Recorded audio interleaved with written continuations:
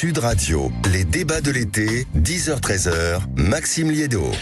Allez, on s'apprête à ferrailler autour de l'actualité du jour, notamment sur des sujets qui vous concernent. 0826 300 300, j'attends vos commentaires, vos avis et que vous veniez participer à ces différentes conversations, notamment sur vos conseillers bancaires. Tenez, peut-être qu'ils vous agacent, peut-être qu'ils vous énervent, peut-être qu'au contraire, il est fantastique. 88% des Français ont une bonne image de leur conseiller bancaire, mais ça ne les empêche pas d'être lucides. D'être lucides tout simplement parce que, bah oui, de temps en temps, ils vous vendent quand même un petit truc dont vous n'avez pas du tout envie, par lequel vous n'êtes pas du tout concerné. Et puis, bon, ils changent très souvent. Donc, est-ce que vous, auditeurs de Sud Radio, vous seriez prêts à changer de conseiller bancaire, notamment avec l'essor des banques en ligne? C'est direct, c'est du 7 jours sur 7, c'est rapide, c'est efficace. Peut-être que vous êtes tenté par ça, donc venez nous en parler. 0826 300 300.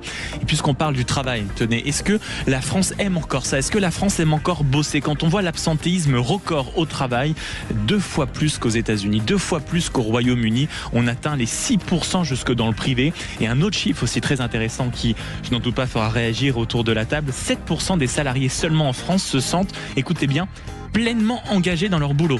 C'est près d'un tiers aux États-Unis. On est totalement à la ramasse. Vous, qu'est-ce que vous en pensez? Est-ce que la France doit totalement peut-être repenser son rapport au travail, ou est-ce que la France définitivement n'aime plus du tout bosser? On en parlera d'ici une petite demi-heure. Mais tout de suite, le débat qui va nous préoccuper, c'est tout ce qui se passe autour de la loi Duplon. Vous en entendez parler forcément beaucoup sur cette antenne. 0826 300 300. Est-ce que la démocratie est-elle en train de céder face à l'intimidation? 9 élus déjà, c'est les chiffres du ministère de l'Intérieur. 9 élus ont eu des atteintes, des menaces, des attaques de permanence, des mails incendiaires en disant que ces élus qui avaient voté pour la loi sont en réalité en train d'amener le cancer jusqu'à nous. Qu'est-ce que vous en pensez? Est-ce que la démocratie est en réalité en train de vaciller par des petites attaques ici et là? C'est en tout cas le thème de la conversation, je le redis. Application Sud Radio, site Sud Radio, et j'ai hâte et j'ai le plaisir aussi d'en parler avec Gilles Platré, maire de Chalon-sur-Saône. Bonjour. Bonjour. Lucas Véran, adjoint au maire de Neuilly. Bonjour. Bonjour. Merci d'être avec nous. Alexandra Spinner, enseignante et déléguée spéciale en charge du décrochage scolaire à la région Île-de-France. Bonjour. Bonjour. Et Octave, caricaturiste de presse et sur les réseaux sociaux. Bonjour mon cher Octave. Bonjour Maxime. Merci beaucoup d'être avec nous. Vous avez entendu parler de ce sujet et de la loi Duplon qui ne cesse de faire parler d'elle. Plus d'1,5 million de signataires à l'heure où on se parle. D'un côté, on peut se dire oui, bien sûr, c'est formidable, ça fait partie de la démocratie participative, les gens se manifestent. On peut en parler. En revanche, il y a tout ce qui se passe en coulisses, c'est-à-dire les élus qui, sous cette pression médiatique, l'attention médiatique, se font quand même menacer de mort. J'aimerais qu'on en écoute un qui a témoigné ce matin, c'était au micro de LCI. Moi, je n'ai jamais vu ça depuis le début de mon mandat. C'est des centaines et des centaines de mails, d'insultes, etc. Vous avez voté pour le cancer. On nous souhaite même dans certains mails que ça arrive à nos propres enfants. Cet emballement, est-ce qu'il risque de faire changer votre vote? Pas du tout. Je ne changerai jamais mon vote. Une dizaine d'outrages ou de dégradations de permanence d'élus a été recensée, comme celle de cette députée centriste favorable à la loi. À l'inverse, ici, c'est un député écologiste qui a été ciblé par des agriculteurs. Donc vous avez entendu autour de la table vraiment des centaines et des centaines de menaces de mort. Je me tourne vers vous, les 2 élus, les maires ici, que ce soit Gilles Platré ou Lucas Véran. Comment vous interprétez ça? Est-ce que c'est un biais médiatique, on fait semblant de découvrir ça, ou vous, peut-être dans d'autres regards, vous avez eu l'habitude d'avoir des menaces de mort, des intimidations? Gilles Platré. Non, je ne vais pas aller jusque-là. Je pense que c'est une tendance de fond. Alors, il y a le fond de la loi, et ça peut être l'objet d'un débat. J'ai cru comprendre d'ailleurs que la rentrée serait notamment centrée là-dessus à l'Assemblée nationale. Jérôme Pivet a dit qu'il y aurait un débat, mais qui de toute façon ne revient pas sur le fond de la loi. Et ça, c'est fondamental, parce que si on veut encore tenir à un bout d'institution dans ce pays, il faut tout de même que les députés et les sénateurs, lorsqu'ils ont voté une loi, ne soient pas menacés. Donc le fond de la loi peut toujours faire l'objet d'un débat, mais je crois qu'on est entré aujourd'hui, et en tout cas c'est un grand retour de la violence en politique. Elle a déjà existé dans notre pays dans les décennies passées. Il faut regarder un petit peu les choses sur le temps long. La violence fait hélas parfois partie du débat, mais là on a un retour de flamme absolument terrible, et on le voit dans toutes les occasions.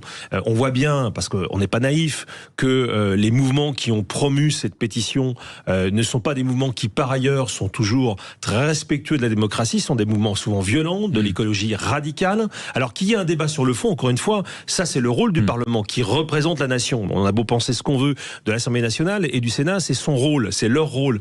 Mais aujourd'hui, le retour de la violence en politique est une donnée qui va nous accompagner, hélas, pendant des années et des années. La violence qui pouvait être pendant un temps peut-être verbale, peut-être médiatique, vraiment c'était du spectacle, est-ce que malheureusement elle est en train vraiment de devenir physique, Lucas Véran? Ah oui, précisément en 2024, vous avez 250 faits de violence et d'agression physique qui ont été recensés sur l'année. C'est en progression par rapport à 2023. Et au total, si on prend agression physique, agression verbale, incivilité recensée, on est à près de 2500 à l'année. C'est 48 faits de violence qui sont recensés par semaine contre les élus. Donc, bien évidemment, là, ce sont les parlementaires, mais je pense que Monsieur le maire pourra dire la même chose. Il y a une très forte exposition des élus locaux.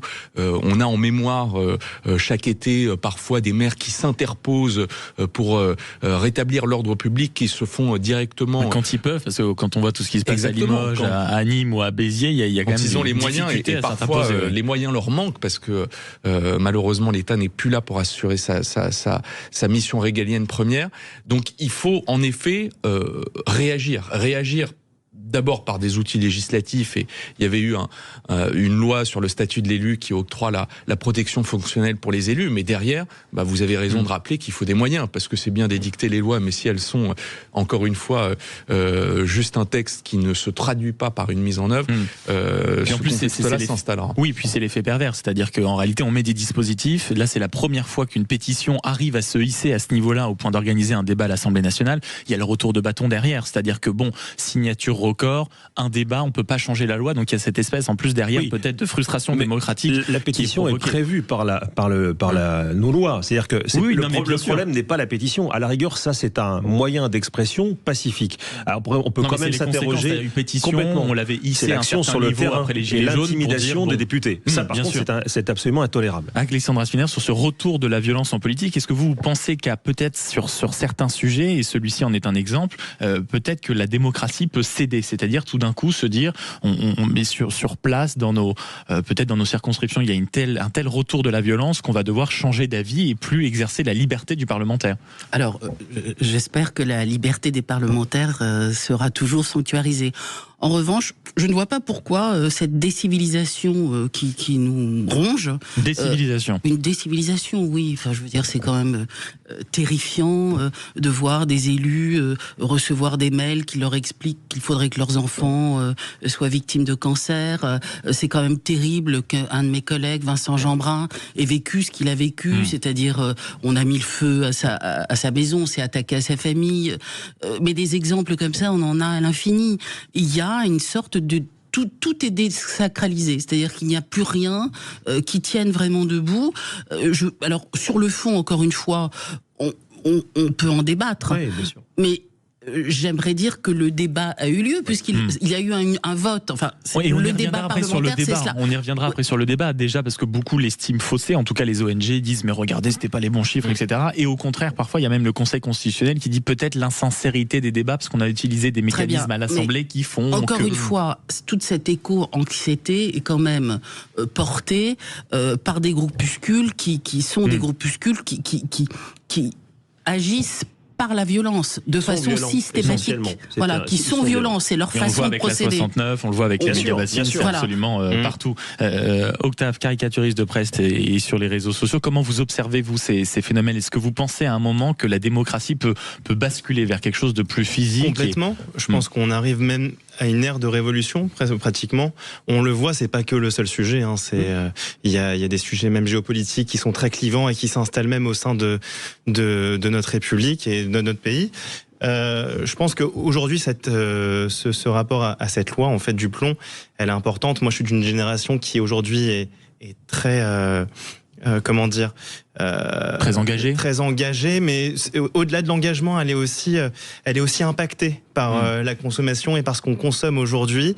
Alors oui, je sais qu'il y a un rapport très compétitif, donc on doit aussi se mettre à la place de ceux qui produisent justement les agriculteurs. Mais à un moment donné, on sait qu'il y a presque une vingtaine de leviers qu'on pourrait utiliser pour pallier aux pesticides et on les utilise pas. Donc moi, j'ai une interrogation là-dessus. Est-ce qu'on écoute vraiment est-ce qu'on écoute vraiment ce que veut le peuple, c'est-à-dire vivre plus longtemps, vivre plus sainement, ou est-ce qu'en fait on a un rapport à l'argent qui est toujours plus important? Mais ça, c'est sur le fond. Oui. C'est pas ça ne justifie pas. Ça ne justifie en rien la violence. Je suis d'accord avec vous. Voilà, c'est quand mais même vous regardez, j'ai l'impression d'un regard sain, Octave, le fait que des gens puissent se manifester au sein d'une pétition. C'est-à-dire que vous avez l'impression peut-être d'un relan démocratique où quand on a souvent ce discours de la France essoufflée démocratiquement. Je trouve ça légitime. C'est-à-dire que à ce moment-là, je veux bien qu'aujourd'hui on soit compétitif par rapport à notre production, à ce qu'on va exporter aussi comme produit français. Mais à quoi ça sert aujourd'hui de consommer si c'est pour vivre moins longtemps et être impacté par des... Très bien, alors ne soyons pas le seul pays à l'interdire. C'est quand même ça le sujet. Le vrai problème aujourd'hui, c'est que la France se retrouve dans une situation ubuesque. Complètement dingue, quoi. C'est que l'Europe n'interdit pas les pesticides qui ont été réintroduits à titre dérogatoire et exceptionnel. Il faut quand même revenir au texte de la loi.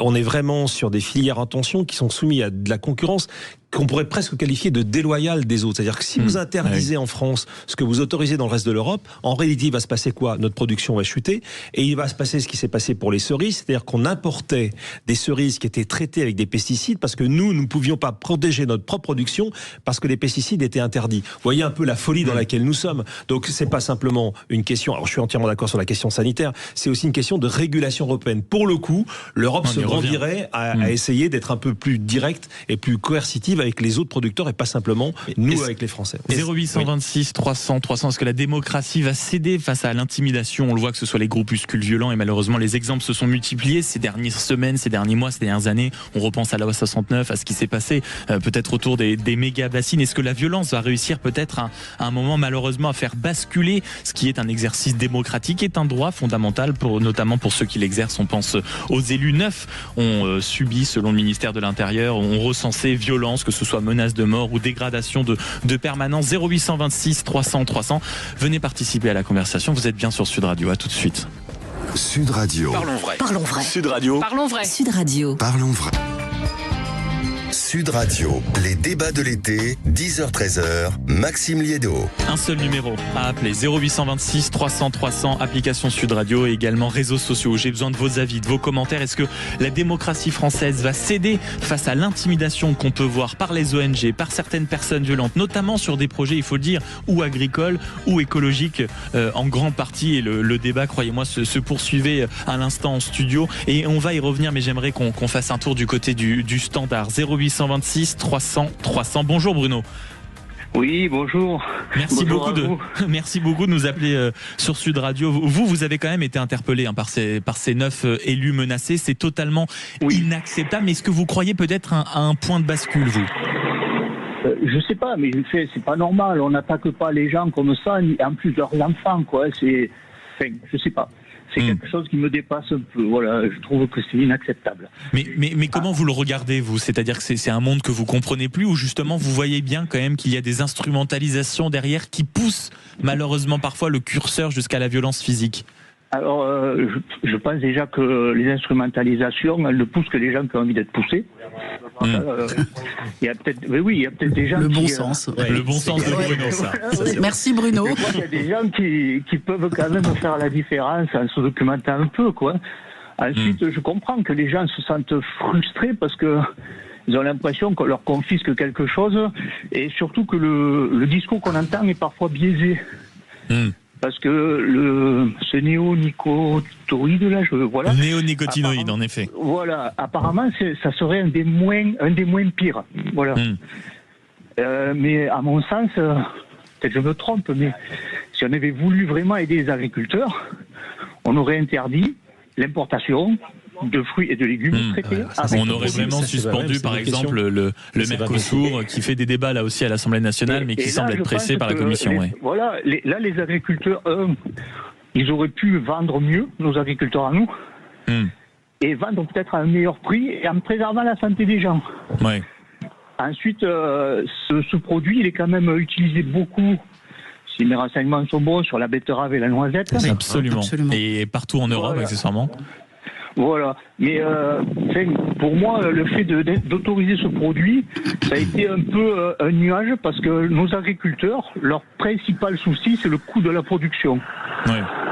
Merci beaucoup Bruno de nous avoir rappelé au 0826 300 300 du côté qui était du côté de Perpignan. Il pose quand même les termes comme on dit Bruno, c'est-à-dire en réalité on fait une loi, tout le monde se focalise dessus, mais c'est pas le sujet. En réalité, on aurait davantage peut-être dû s'exciter et signer des pétitions quand on a accepté le Mercosur, quand on a fait des débats à l'Assemblée nationale qui servaient à rien. Comment vous regardez et comment vous réagissez à ce que vient de nous dire Bruno? Mais ceux qui ont fait cette pétition ne s'intéressent pas à ces sujets parce que je vous rappelle faut dire que c'était censé être apolitique, c'était une jeune étudiante qui a dit en réalité on massacre la santé, etc. Je salue son initiative, ça n'est pas le sujet, mais on sait quand même que tous ces sujets sont portés par des gens qui incitent à la haine envers les industriels, les patrons et surtout les agriculteurs, qu'ils effectuent des sabotages sur les installations agricoles et industrielles, qui s'en prennent aux gendarmes qui veulent protéger ces installations. Enfin, je veux dire, on sait bien que c'est comme... mais c'est horrible à dire, pardon, je me tourne vers vous après, Lucas Véran, mais il y a quelque chose de... Est-ce que c'est horrible à dire, mais une nouvelle façon de vivre la démocratie, c'est-à-dire que les gens se sentent, on est en 2025 aujourd'hui, c'est-à-dire, mais non, mais c'est vrai, c'est-à-dire que c'est de la pression, c'est de l'intimidation physique, c'est du harcèlement, et les gens sont persuadés peut-être parce que le ras-le-bol fiscal passant là, en disant c'est nous qui vous payons, vous ne faites pas assez pour nous, résultat, quand vous faites quelque chose qui ne nous va pas, eh bien on vient vous le dire un peu en face et parfois avec une main là où il faut pas. Après, il y a deux choses. Moi, je voulais réagir pour pas non plus confondre la minorité radicale qui a agi sur la 69, sur les méga-bassines, avec un élan citoyen qu'aujourd'hui regroupe 1 500 000 personnes. Je l'ai dit, je salue cette initiative, il n'y a pas de sujet. Et ensuite, le deuxième sujet, vous avez entièrement raison, c'est comment on consomme la démocratie, ou plutôt comment on la vit, comment on la construit. Le législateur et différents responsables politiques ont poussé des instruments de démocratie participative. On avait la Convention citoyenne dédiée à la fin de vie, on en a actuellement une sur les temps de l'enfant, on en a une sur le climat, on a ce droit de pétition qui est ouvert depuis 2019, et à un moment... La démocratie représentative et la démocratie participative, pour l'instant, ont du mal à échanger, ont du mal à dialoguer, et il faut bien évidemment que l'un ne rentre pas en concurrence avec l'autre. La démocratie représentative, on reçu mandat du peuple, et là on revient au principe des Lumières, c'est qu'un mandat comme celui de député n'est pas fait pour répliquer à l'identique chaque volonté citoyenne sur tel et tel sujet, c'est d'être titulaire de la notion d'intérêt général.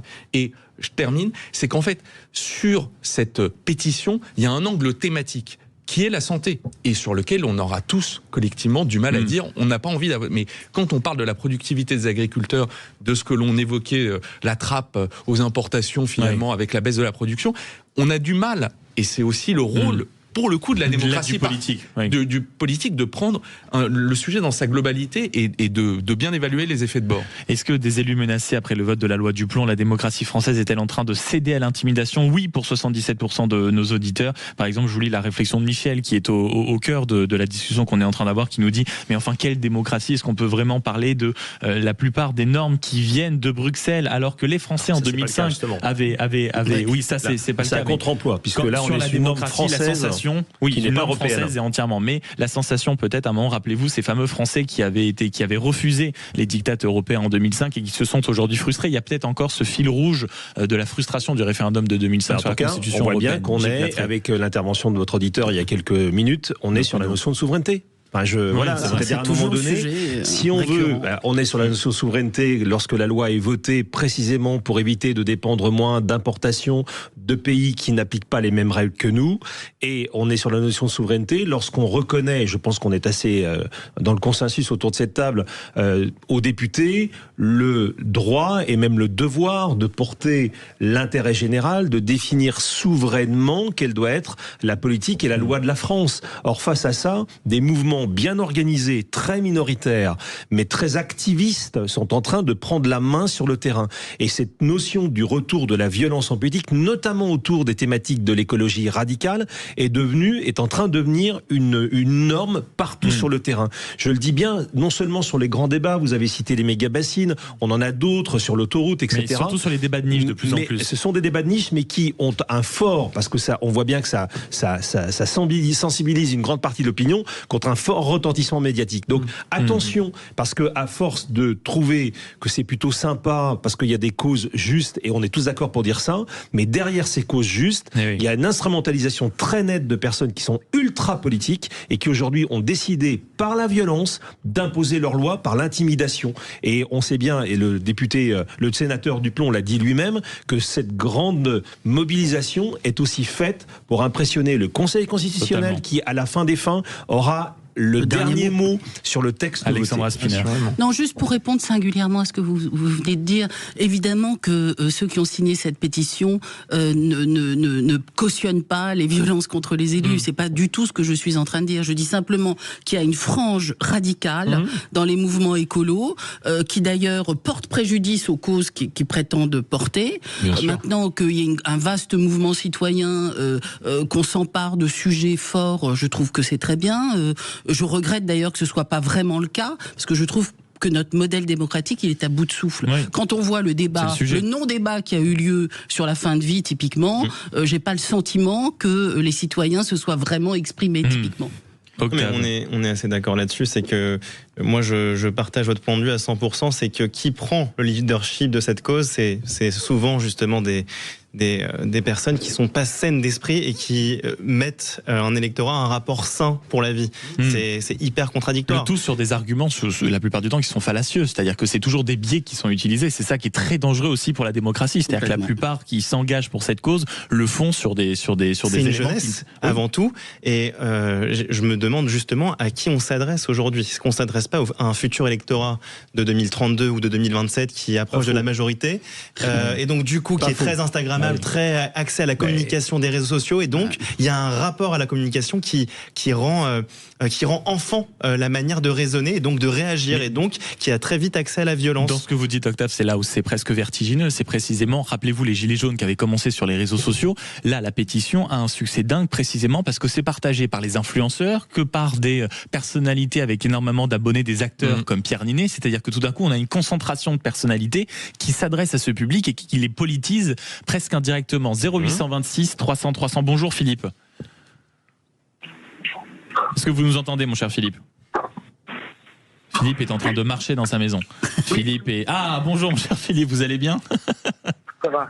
Merci de nous appeler sur Sud Radio. Vous vouliez réagir, vous aussi, sur ces élus intimidés suite au vote de la loi Duplon. Vous êtes agriculteur vous-même ? Oui, je suis agriculteur au nord du Lot, agriculteur boulanger au nord du Lot, voilà, paysan boulanger comme on dit. Voilà. Et comment vous regardez ça ? Parce que peut-être que votre député... Pour donner la parole aux gens de terrain. Mais je vous en prie. Mais justement, Philippe, vous êtes agriculteur. Peut-être que le député de votre circonscription a voté pour la loi et que demain ou après-demain, si ce n'est pas déjà fait, il sera menacé ou il sera vandalisé sa circonscription. Comment vous regardez ça, vous ? Je ne sais pas ce qu'il a voté, je ne sais pas, mais ce qui est sûr, c'est qu'aujourd'hui, on est en démocratie, on ne doit pas menacer les gens parce qu'ils prennent une idée ou une autre, d'un côté comme de l'autre. On est en train de monter, les gens, les uns, c'est pas bon. Attendez, mon cher Philippe, oui. Et essayez de ne plus bouger et de tendre le téléphone façon antenne radar, mon cher Philippe, parce que sinon on va vous perdre, le son est un peu compliqué. Et j'aimerais quand même qu'on puisse échanger un peu avec vous. Est-ce que vous m'entendez un peu mieux ? Ah, là c'est parfait. Ne bougez pas, cher Philippe, montez sur la chaise, tendez le téléphone vers le haut et ne bougez plus. Voilà. Oui, allez-y. On est en démocratie. De menacer un élu, qu'il soit de droite, de gauche, du centre, c'est pas bon. Oui. Aujourd'hui, on est en train de monter la crise. Aujourd'hui, au milieu de tout ça, il y a les agriculteurs qui sont en train de disparaître. Et comme j'ai écouté vos auditeurs qui disaient, quand il y a eu le Mercosur, personne... Je suis désolé, mon cher Philippe, merci beaucoup de nous avoir appelé au 0826 300 300, mais on est en train de vous perdre. Je pense qu'il y a des activistes écolos qui sont en train de brouiller votre communication, mon cher Philippe. Ils ont arraché une antenne ou deux. Prenez soin de vous, merci de nous avoir appelé. Dans un instant, après la pub, on va se poser la question de la France et de son rapport au travail. Malheureusement, elle est encore au sommet en ce qui concerne l'absentéisme, notamment dans le domaine privé. 6% les chiffres de l'absentéisme au travail, 2 fois plus qu'aux États-Unis, 2 fois plus qu'au Royaume-Uni. La France aime-t-elle encore bosser ? 0826 300 300. Restez avec nous parce que vous êtes bien sur Sud Radio. À tout de suite. Sud Radio. Sud Radio. Parlons vrai. Parlons vrai. Sud Radio. Parlons vrai. Sud Radio, les débats de l'été, 10h-13h, Maxime Liédo. Merci d'avoir choisi Sud Radio pour passer votre mois de juillet en notre compagnie. Nous sommes le 22 juillet et vous êtes bien dans vos grands débats de l'été, toujours en compagnie de Lucas Véran, adjoint au maire de Neuilly, Gilles Platré, maire de Chalon-sur-Saône, Alexandra Spinner, enseignante et déléguée spéciale en charge du décrochage scolaire à la région Île-de-France, et Octave, caricaturiste de presse et sur les réseaux sociaux. On va aborder ce deuxième sujet qui est aussi quand même très très intéressant. L'absentéisme atteint un niveau record en France en ce qui concerne le travail, d'où cette question au 0826 300 300, y compris sur les réseaux sociaux et l'application. Est-ce que notre pays aime encore bosser? Parce que si on regarde un peu froidement les chiffres, globalement, on travaille moins, on est absent plus souvent et plus longtemps, et surtout, on a un chiffre saisissant dans ces données qui nous parviennent et qui nous sont parvenues cette nuit. 7% des salariés seulement se sentent, je cite, pleinement engagés dans leur boulot. C'est-à-dire que c'est des chiffres à contrario de ce qu'on peut voir par exemple aux États-Unis, avec un tiers des salariés qui se sentent convaincu. Mon cher Octave, je me tourne vers vous parce que dès qu'on a abordé ce sujet, vous disiez je veux commencer parce que c'est un sujet qui est passionnant. Oui, en fait, je vais surtout parler sur le fond. Est-ce qu'aujourd'hui, on a une France qui a un rapport au travail, il y a un attachement au travail? Moi, je vous dis que oui. C'est juste que est-ce qu'on donne aussi à la France l'envie de travailler? Aujourd'hui, je pense pas, parce que en fait, on a un rapport au social qui est trop important. On a aussi, je pense, un problème par rapport à la rémunération, par rapport au nombre d'heures fournies. On a aussi des perspectives de carrière qui sont très rapidement décourageantes, parce qu'on vous fait comprendre que vous n'aurez pas ce que vous avez envie d'avoir tout de suite, et peut-être que vous l'aurez jamais, tout simplement. Donc, je le dis, dès en fait l'école élémentaire, on nous met sur une façon de penser qui est pas la bonne. Par rapport au travail. Oui, celle de se rapprocher de ses ambitions, de se rapprocher d'un rêve, pas forcément de devenir ce qu'on a toujours rêvé d'être, mais de s'y rapprocher. Et donc du coup, forcément, on n'encourage pas en réalité la plupart des jeunes élèves, et je me tourne vers vous, Alexandra, peut-être à suivre ses ambitions, à y parvenir, et peut-être pas de la manière la plus classique qui soit. Oui. Alexandra Spinner, comment vous regardez ça? Vous êtes dubitative? Oui, non, mais j'écoute avec intérêt ce que vous venez de dire. Je pense que il y a quand même aussi un effet Covid. Enfin, je veux dire, l'étude où on parle de l'étude du cabinet Mercer, il y a quand même un vrai effet Covid. Je crois que les Français ont découvert le plaisir de ne pas travailler et d'être payés. C'est ça la réalité. Donc, je pense qu'il faut qu'on fasse une véritable révolution, qu'on prenne en compte ce qui s'est passé au moment du Covid, et il faut quand même que les Français renouent avec l'envie de travailler. Il faut aussi, je pense que qu'on remette au travail une partie de la France aussi, parce que je pense que ceux qui travaillent sont quand même très frustrés de voir qu'il y a toute une partie de la population qui ne travaille pas et qui finalement arrive au même niveau de vie qu'eux. Ça, c'est un vrai sujet. C'est juste ce que vous venez de dire par rapport au Covid. Après, fort heureusement, on n'était pas les seuls justement à être confinés, à devoir faire du télétravail. C'est vrai qu'on a reçu des indemnisations, des aides pendant que les autres n'ont pas reçu. Que les autres n'ont pas reçu, faut le dire. La France a été le seul pays, ou un des seuls, à fournir cette aide-là, qui a été très importante et qui a largement et dont on en voit encore aujourd'hui augmenté la dette qu'on doit rembourser. Après, je pense pas que le Covid soit forcément une excuse. Moi, je vous dis, peut-être un élément de fond, c'est ce que vous disiez. Exactement. Tout à l'heure. 0826 300 300, ça m'intéresse d'avoir votre opinion, vos avis, camarades auditeurs au micro de Sud Radio, justement sur ça, sur le travail. Est-ce que vous, peut-être, si vous travaillez dans une entreprise, vous observez peut-être ce désenchantement ou cette flemme du travail? Ça peut exister aussi, Lucas Véran. Je pense qu'on interpellé sur ça. Bah oui, parce qu'en sous-jacent, moi je comprends en effet la statistique de 7% que vous avez dit. Je comprends, et il y a des bonnes pistes dans ce que le gouvernement propose, comme le jour de carence d'ordre public pour résulter, un peu résorber ce déficit de l'assurance maladie de 18 milliards. Mais je pense que la question de fond qui n'est pas adressée, c'est est-ce qu'on donne aux jeunes qui travaillent aujourd'hui l'impression qu'ils vont pouvoir s'enrichir avec le travail? Et ça, la réalité, c'est que non. Quand un employeur verse 100%, en fait, le salarié final en touche parfois que 40%, et en plus de la TVA. Donc, je pense qu'il y a vraiment cet enjeu sur lequel on doit se poser collectivement et dire quelles sont les conditions pour que finalement les jeunes aient un intérêt à travailler, en ayant l'impression qu'ils peuvent construire un patrimoine, en ayant l'impression qu'en fait, parce que La réflexion de fond, c'est quoi? C'est que quand il y a quelques décennies, il y avait 5 actifs pour un retraité, c'était indolore. Mais quand aujourd'hui un jeune il travaille, il y a 1,7 actifs pour un retraité, donc il a l'impression que s'il veut construire une famille, et c'est lié avec la natalité, il doit payer en plus pour quasiment un retraité. Donc ça devient insupportable, et je pense qu'il y a une vraie réflexion de fond sur comment on incite les gens à être encouragés, à être incentivés en bon anglais, à délivrer plus. Et je pense que c'est par ce biais-là qu'on résoudra une bonne partie du problème et du lien qu'ont les jeunes avec le travail. Sachant qu'on parlait de coûts, ça coûte quand même à la France entre 60 et 80 milliards par an, c'est-à-dire le budget de l'éducation nationale, justement, uniquement par l'absentéisme au boulot. Gilles Platré. Alors, moi je trouve que le débat est passionnant. Parce qu'en fait, ce matin, on parle des crises. On a parlé de la crise de la démocratie avec la réintroduction de la violence comme moyen d'action politique. Et on parle aujourd'hui de la crise du travail qui, à mon avis, est aussi un reflet de la crise de la société tout entière. Alors, on a beaucoup parlé des jeunes là ce matin. C'est pas complètement un hasard parce que c'est vrai qu'on peut constater. Alors je vais pas faire de généralité non plus parce que vous avez énormément de jeunes qui arrivent sur le marché du travail et qui sont pas dans une perspective d'en faire moins ou de se mettre immédiatement en arrêt maladie dès leur arrivée. Mais c'est vrai qu'il y a parfois sur des générations plus nouvelles un autre rapport au travail. Ça c'est certain et que finalement c'est pas le but ultime de la vie. Le but ultime de la vie c'est plutôt de se dégager des temps de loisirs pour en profiter au maximum avec les siens.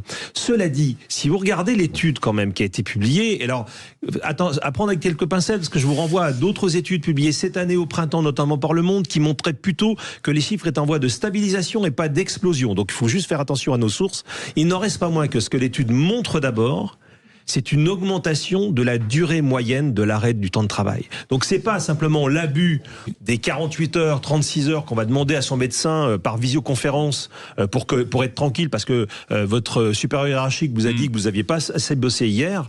C'est des arrêts de longue durée. Et ça c'est autrement difficile à analyser. Mais c'est ça qui augmente principalement. C'est la durée moyenne de l'arrêt maladie. Ça veut dire que les conditions même du travail sont sans doute, parce que là vous choisissez pas de vous mettre en arrêt plus de 90 jours pour le plaisir de pas voir votre patron pendant 2 semaines. Ça n'existe pas.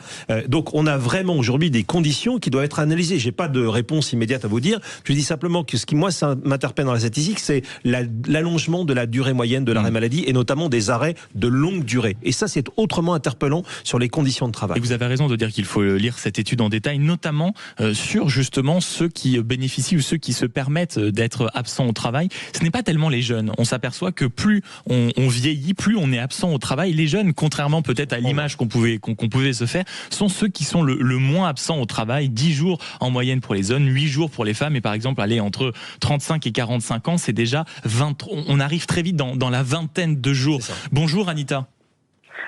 Bonjour. Merci beaucoup de nous appeler sur Sud Radio 0826 300 300. Vous êtes du côté de Lyon, c'est ça ? Je suis à Lyon. Oui. J'ai 66 ans. Je travaille toujours. Je suis artisan. Et moi, chaque fois qu'on parle d'arrêt de travail, je suis très en colère parce que les artisans ne se mettent pas en arrêt de travail parce qu'on a des jours de carence absolument phénoménaux. On fait pas 25% de la population qui travaille quand même, les artisans. On n'est pas en arrêt maladie parce qu'on peut pas. Moi, je me suis cassé un poignet, j'ai continué à bosser, je suis tapissier parce qu'on n'a pas d'indemnité, parce qu'on n'a pas ou des assurances qui sont extrêmement chères. Et ça me rend toujours très, très, très en colère de savoir que nous, notre caisse de sécu, qui a été réintégrée à l'URSSAF récemment, était absolument bénéficiaire. Donc, est-ce que c'est pas le moment de se poser la question de savoir pourquoi les salariés s'arrêtent et pas les artisans? Je pense que c'est une vraie question. Voilà. Nous, mais alors précisément, Anita, pardonnez-moi précisément, je vous la pose la question. Pourquoi vous considérez peut-être que les salariés s'arrêtent plus facilement? Est-ce que oui. Non mais est-ce que vous pensez que le salarié n'a peut-être pas, contrairement à ce que vous nous racontiez, la passion de l'artisan, l'impossibilité vraiment de faire autrement quand on a un métier aussi prenant et précieux que le vôtre? On n'a pas le choix que d'aller travailler tous les jours. Il y a peut-être quelque chose de plus automatique chez le salarié. Oui, mais c'est-à-dire que c'est très facile, c'est pas lui qui paye. Moi, je suis désolée, si je m'arrête, mon activité s'arrête, je n'ai plus de revenus. Et en plus, je ne suis pas indemnisée. Donc, effectivement, je ne m'arrête pas. J'ai pas le choix, même si je suis passionnée par mon boulot et que je ne l'arrêterai pas et que j'ai travaillé dans des conditions avec des grippes et tout ce que vous voulez, et le Covid et tout ce que vous voulez. c'est un vrai sujet. Pourquoi ? Parce qu'effectivement, les salariés, c'est très facile de dire je viens pas bosser. Et quand on parle d'arrêt, là, le monsieur qui parlait avant moi disait que des arrêts de longue durée étaient justifiés. Ben, je suis désolée, j'ai dans mon entourage 2 personnes qui sont en la maladie depuis des mois pour des dépressions parce qu'ils ne supportent plus leur patron et qu'ils vivent leur meilleure vie. Donc, voilà. Donc ça, c'est très compliqué d'estimer la gravité d'une dépression. Mais moi, dans mon entourage, j'ai 2 personnes qui en profitent. Voilà. Donc je suis très en colère. Je me dis, c'est trop facile. Les salariés ont tellement d'avantages déjà par rapport à nous. Et en plus, ils ont celui-là de pouvoir s'arrêter dès qu'ils ont un peu de travers. Alors, c'est pas très gentil ce que je dis. Mais c'est votre parole et c'est votre pensée. Et c'est votre pensée. Merci de l'avoir. Non, mais merci beaucoup de l'avoir dit, Anita, au micro de Sud Radio depuis Lyon, où vous nous écoutez depuis le 105.8. Si mes informations sont excellentes. Merci beaucoup, Anita, d'avoir appelé Sud Radio. Merci beaucoup. Le débat se poursuit. Merci beaucoup d'avoir parlé vrai. 0826 300 300. Vous êtes comme Anita. Vous êtes en colère ou au contraire, vous dites mais heureusement que quand on est salarié, on peut s'arrêter. Après tout, le débat est lancé. Vous avez le bon numéro. Vous êtes sur Sud Radio et on se retrouve dans quelques instants pour poursuivre la conversation. À tout de suite. Sud Radio. Sud Radio. Parlons vrai. Parlons vrai. Sud Radio. Parlons vrai. Sud Radio, les débats de l'été, 10h-13h, Maxime Liédo. Vous êtes nombreux à réagir et à participer à la conversation. 0826 300 300 pour cette question qu'on se pose et qu'on vous pose, auditeurs de Sud Radio. Applications, réseaux sociaux, absentéisme record au travail. La France aime-t-elle encore bosser ? On avait, et c'est vrai, une réaction notamment d'Anita qui nous appelait de Lyon et qui nous disait mais en fait, écoutez, moi je suis artisan, je bosse et quand je bosse, en fait, non seulement je bosse parce que j'aime ce que je fais, mais je bosse parce que je n'ai pas le choix. Et c'est vrai que ce rapport au travail, peut-être chez beaucoup de salariés, parce qu'il y a un peu plus de facilité, il y a un rapport au travail qui n'est pas le même. Cette statistique, excusez-moi, elle est très frappante. 7% des salariés seulement en France se sentent engagés. Donc c'est vrai qu'on a la sensation, surtout dans une période où on doit aller chercher de l'argent, on doit aller chercher des économies, mais pas que les salariés. Les Français ont peut-être quand même tendance à se dire mais on a des privilèges pour certains, c'est vrai, on a un confort, et même pour redresser le pays, est-ce qu'on est prêt à le faire ? On a le sentiment que tout ça s'entremêle. Gilles Platré. Moi, je crois qu'il y a, alors voilà, on parlait de la crise tout à l'heure, la relation au travail, qui est le syndrome sans doute d'une crise plus générale dans le pays qui consomme le plus d'anxiolytiques, etc. Enfin voilà, on pourrait aussi multiplier les exemples. Éléments qui ont été soulignés par le Premier ministre lors de sa conférence de presse d'ailleurs. Moi, je pense que très honnêtement aujourd'hui, il faut tenir compte aussi, et on le rappelait tout à l'heure hors antenne, mais je le redis quand même, que le nombre moyen de jours d'arrêt de travail augmente avec l'âge. Et tout en saluant ce qu'Anita a dit, étant moi-même fils d'artisan commerçant, donc je n'ai pas de souci par rapport à ça. Ils ont bossé toute leur vie, ils sont arrêtés 15 jours uniquement de vacances, donc je sais ce que ça veut dire d'être complètement investi dans son métier, mais il n'en reste pas moins qu'on a des cas aujourd'hui, et c'est normal, où vous avez l'âge aidant, plus de difficultés à accomplir. Alors ça peut parfois tourner en dépression, mais souvent ce sont ce qu'on appelle nous dans des collectivités des muscles, des risques musculo-squelettiques, tout simplement, avec des travails répétitions. Et donc forcément le corps s'usant, il y a un moment donné, on est obligé de lever un peu le pied avec des pathologies qui viennent avec l'âge. Voilà. Donc ça, et d'ailleurs les chiffres que vous avez cités le montrent bien. Il y a une élévation. Donc là, c'est pas scandaleux du tout. Ce qui est plus scandaleux, c'est effectivement de croire que le travail ne serait que pas nécessaire pour maintenir notre niveau de vie. Croire qu'en travaillant moins, on va se développer mieux. Mais c'est une illusion, parce que l'avenir sera très sévère par rapport à ça. Un pays ne peut maintenir son niveau de vie que s'il bosse. C'est aussi simple que ça. Et croire le contraire, c'est se condamner demain à de sévères déconvenues, et c'est hélas ce qui risque de se passer. Mais c'est ce qu'on se disait d'ailleurs hors antenne. C'est aussi sur l'aménagement, en fait, à partir d'un certain âge, ne pas s'arrêter de travailler tout de suite. C'est-à-dire évidemment, on pense à un moment de sa vie mettre un terme justement à l'effort dans lequel on a contribué pendant tant d'années. Mais c'est bien. Pour moi, je considère que le travail maintient en vie, que les métiers. Non, c'est pas l'inverse, malheureusement. Oui. mais c'est parce que ça donne aussi du sens. Mais en bien fait, sûr, ça permet de se lever, mais il faut aménager, c'est-à-dire que passer un certain âge où on se rapproche de la retraite. Ça peut être décroissant, vous avez raison. C'est-à-dire qu'à partir d'un certain âge, on a des paliers où on peut libérer un jour tout en travaillant. D'où l'intérêt de bosser plus quand on est jeune. Il faut casser les 35 heures. À un moment donné, il faut qu'on se le dise, officiellement. Parce que là, on est en âge de le faire. Plutôt que de se traîner pendant des années avec des pathologies, il vaut mieux bosser quand on est en âge de le faire pleinement. Néanmoins, je pense quand Alexandra, même avant qu'on aille au standard. Ce sont les jeunes générations qui sont demandeurs de plus de flexibilité, de plus de télétravail, de plus d'horaires aménagés, parce que le travail n'est plus qu'un élément du puzzle de leur vie. Alors on peut s'en inquiéter, on peut le condamner, on peut s'en réjouir, mais c'est un fait. Et moi, ce que je regrette, c'est que la notion de travail ne soit pas tout de suite introduite à l'école. C'est-à-dire que le travail soit valorisé, qu'on n'aide pas plus les jeunes générations à identifier leurs aspirations professionnelles, que l'idée de la formation, de ce qu'on va faire, qu'une formation universitaire, elle soit destinée à trouver un travail, que l'idée du travail soit complètement intégrée à tout ce qui fait l'école en réalité. Je peux me permettre 2 petites secondes, parce que là vraiment vous avez touché un point sur lequel en fait ça fait 2 ans que je réfléchis. Et oui, en fait, par rapport à ce que vous venez de dire, par rapport au cours élémentaire, moi je pense qu'il faut réformer en fait notre système éducatif et en fait déjà permettre aux jeunes d'être déjà plus pas plus performants, mais en tout cas qu'ils aient une apprentissage des bases qui soit beaucoup plus pointu, prononcé, et qui a un rapport au travail, comme vous dites, dès le lycée, c'est-à-dire qu'on n'ait pas une semaine de stage en 4e, 3e, mais qu'on soit dès la terminale où c'est un peu plus aménagé avant le bac français par exemple.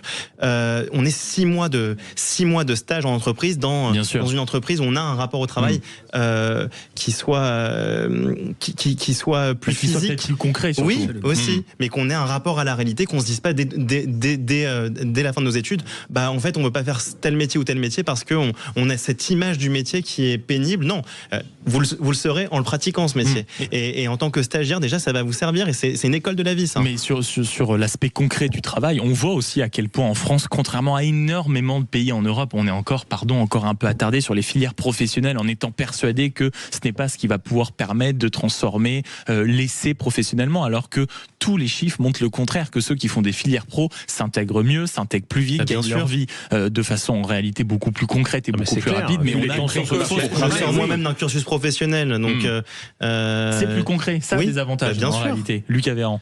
Non, mais je pense, en effet, il y a une grande différenciation déjà milieu rural, milieu urbain. C'est-à-dire que en milieu urbain, moi je le vois, les gens finalement travaillent beaucoup plus tard, veulent beaucoup plus de flexibilité, et donc attention à pas créer non plus une France à 2-3 vitesses où finalement les cadres diplômés peuvent bénéficier du télétravail, peuvent à niveau de récompense égale avoir énormément de flexibilité, et l'autre France finalement être confrontée à un manque de souplesse et de flexibilité qui puisse en pâtir. Mais je reviens quand même sur l'idée tout à l'heure, c'est 7% de personnes engagées seulement, c'est dramatique. Je pense qu'il faut corréler ça au sujet de la rémunération. Pourquoi les jeunes aujourd'hui, ils n'ont pas envie ou moins envie, parce que je pense que c'est fort heureusement limité comme phénomène, c'est parce qu'il n'y a pas la possibilité, comme à l'époque de nos parents, comme à l'époque de nos grands-parents, de se dire peut-être que le travail, peut-être que le salaire m'offrira l'opportunité de construire un patrimoine et de me projeter dans l'avenir. C'est ce qu'on disait en début de débat. Et je pense que repositionner cette question-là, et on pourra y revenir aussi, mais typiquement la question non seulement du travail, mais de l'éducation financière. Est-ce qu'aujourd'hui, les jeunes sont appelés à investir, à prendre déjà gérer l'argent. Exactement. Moi, je suis sidéré, c'est-à-dire que vous vous retrouvez à 15 ans, peut-être avec une carte avec des plafonds, mais on vous apprend pas potentiellement à mettre un peu d'argent de côté, ce que sont des impôts, ce que c'est. Jamais. Mais exactement, bien sûr. D'avoir la réflexion de mettre, je sais pas, 150 € par mois, ou 50 € ou 20 € sur un livret A, pour savoir qu'on a une petite économie, sachant que on travaille pas à ce moment-là. On parle d'inégalité de France à plusieurs vitesses, mais on se rend bien compte que le travail est une valeur cardinale pour ceux qui ont encore un fort désir d'ascension sociale.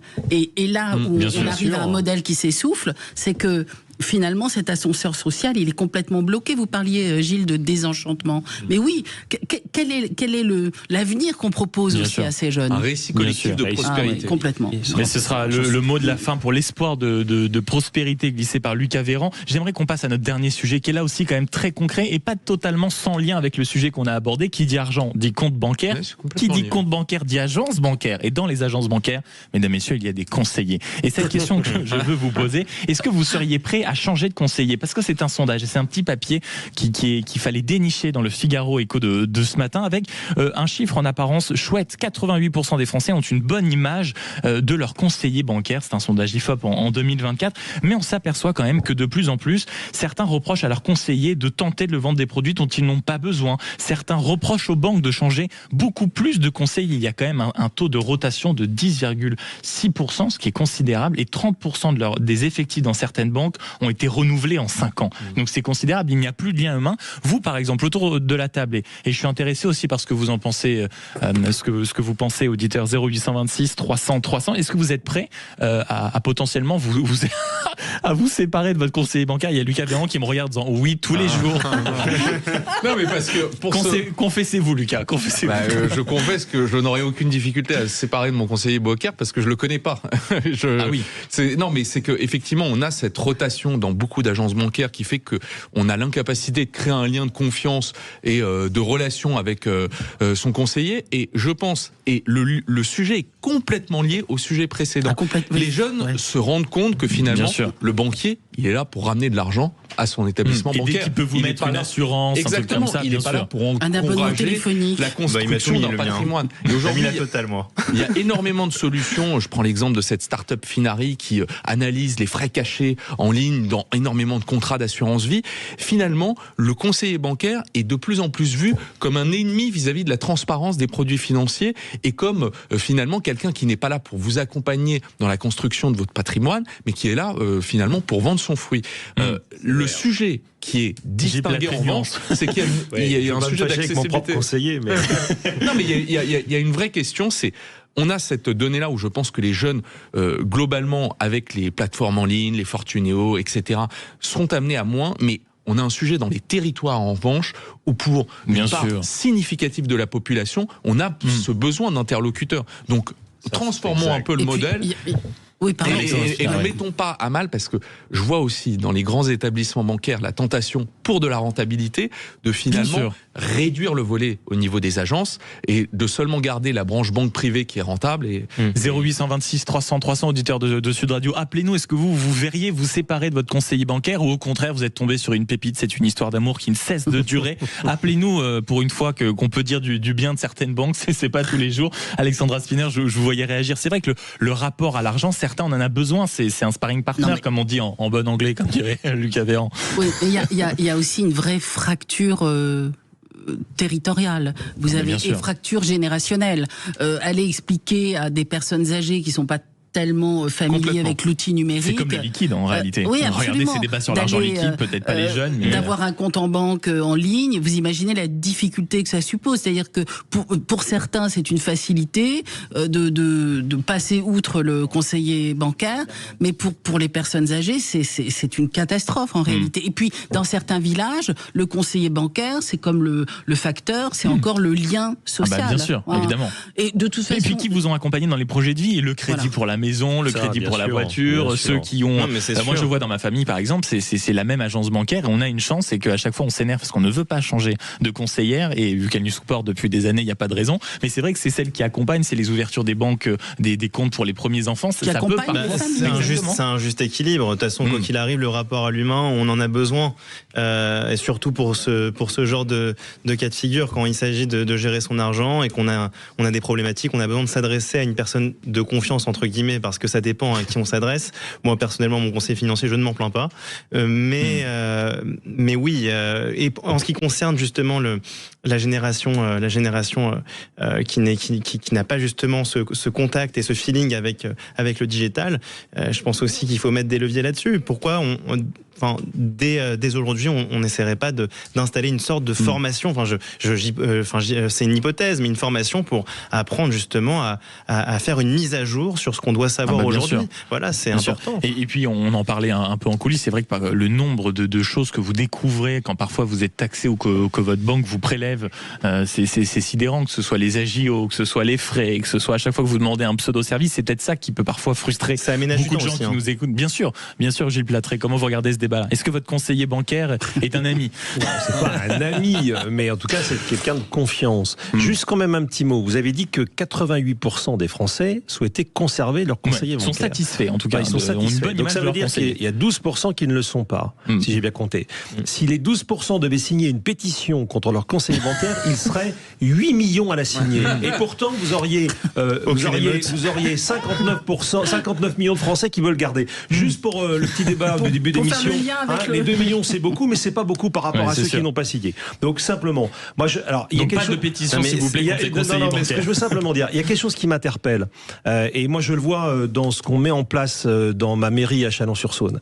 C'est la dématérialisation de Bien tout. sûr. Attention, on parle des générations de nos aînés qui sont peut-être moins familiarisés, et c'est une évidence, que nous à l'outil informatique. Mais ce qu'on voit aussi, c'est que l'électronisme, l'incapacité à se diriger sur Internet, ça touche aussi beaucoup les jeunes générations qui, sortis des réseaux et de quelques sites en particulier, sont complètement paumés, paumés. Donc, je dis simplement une chose. Oui, dématérialisons pour ceux qui sont à l'aise avec ça. Très bien. Et ils s'ouvriront des champs de concurrence absolue sans avoir aucun interlocuteur physique, mais gardons toujours la capacité d'avoir un interlocuteur au téléphone et pas une voix électronique et pas une plateforme qui parfois venant de très loin est incapable de renseigner. Et je trouve que de ce côté-là, le conseiller bancaire, même si bien sûr qu'il bosse pour une entreprise qui cherche à vendre des produits, faut pas être dupe, mais on lui demande pas d'être philanthrope, il est banquier, il doit faire aussi travailler sa banque, mais il nous apporte quand même des conseils qui parfois sont sacrément affûtés et que nous-mêmes nous n'aurions pas trouvé tout seul. Comme dirait Gilles Platré, gardons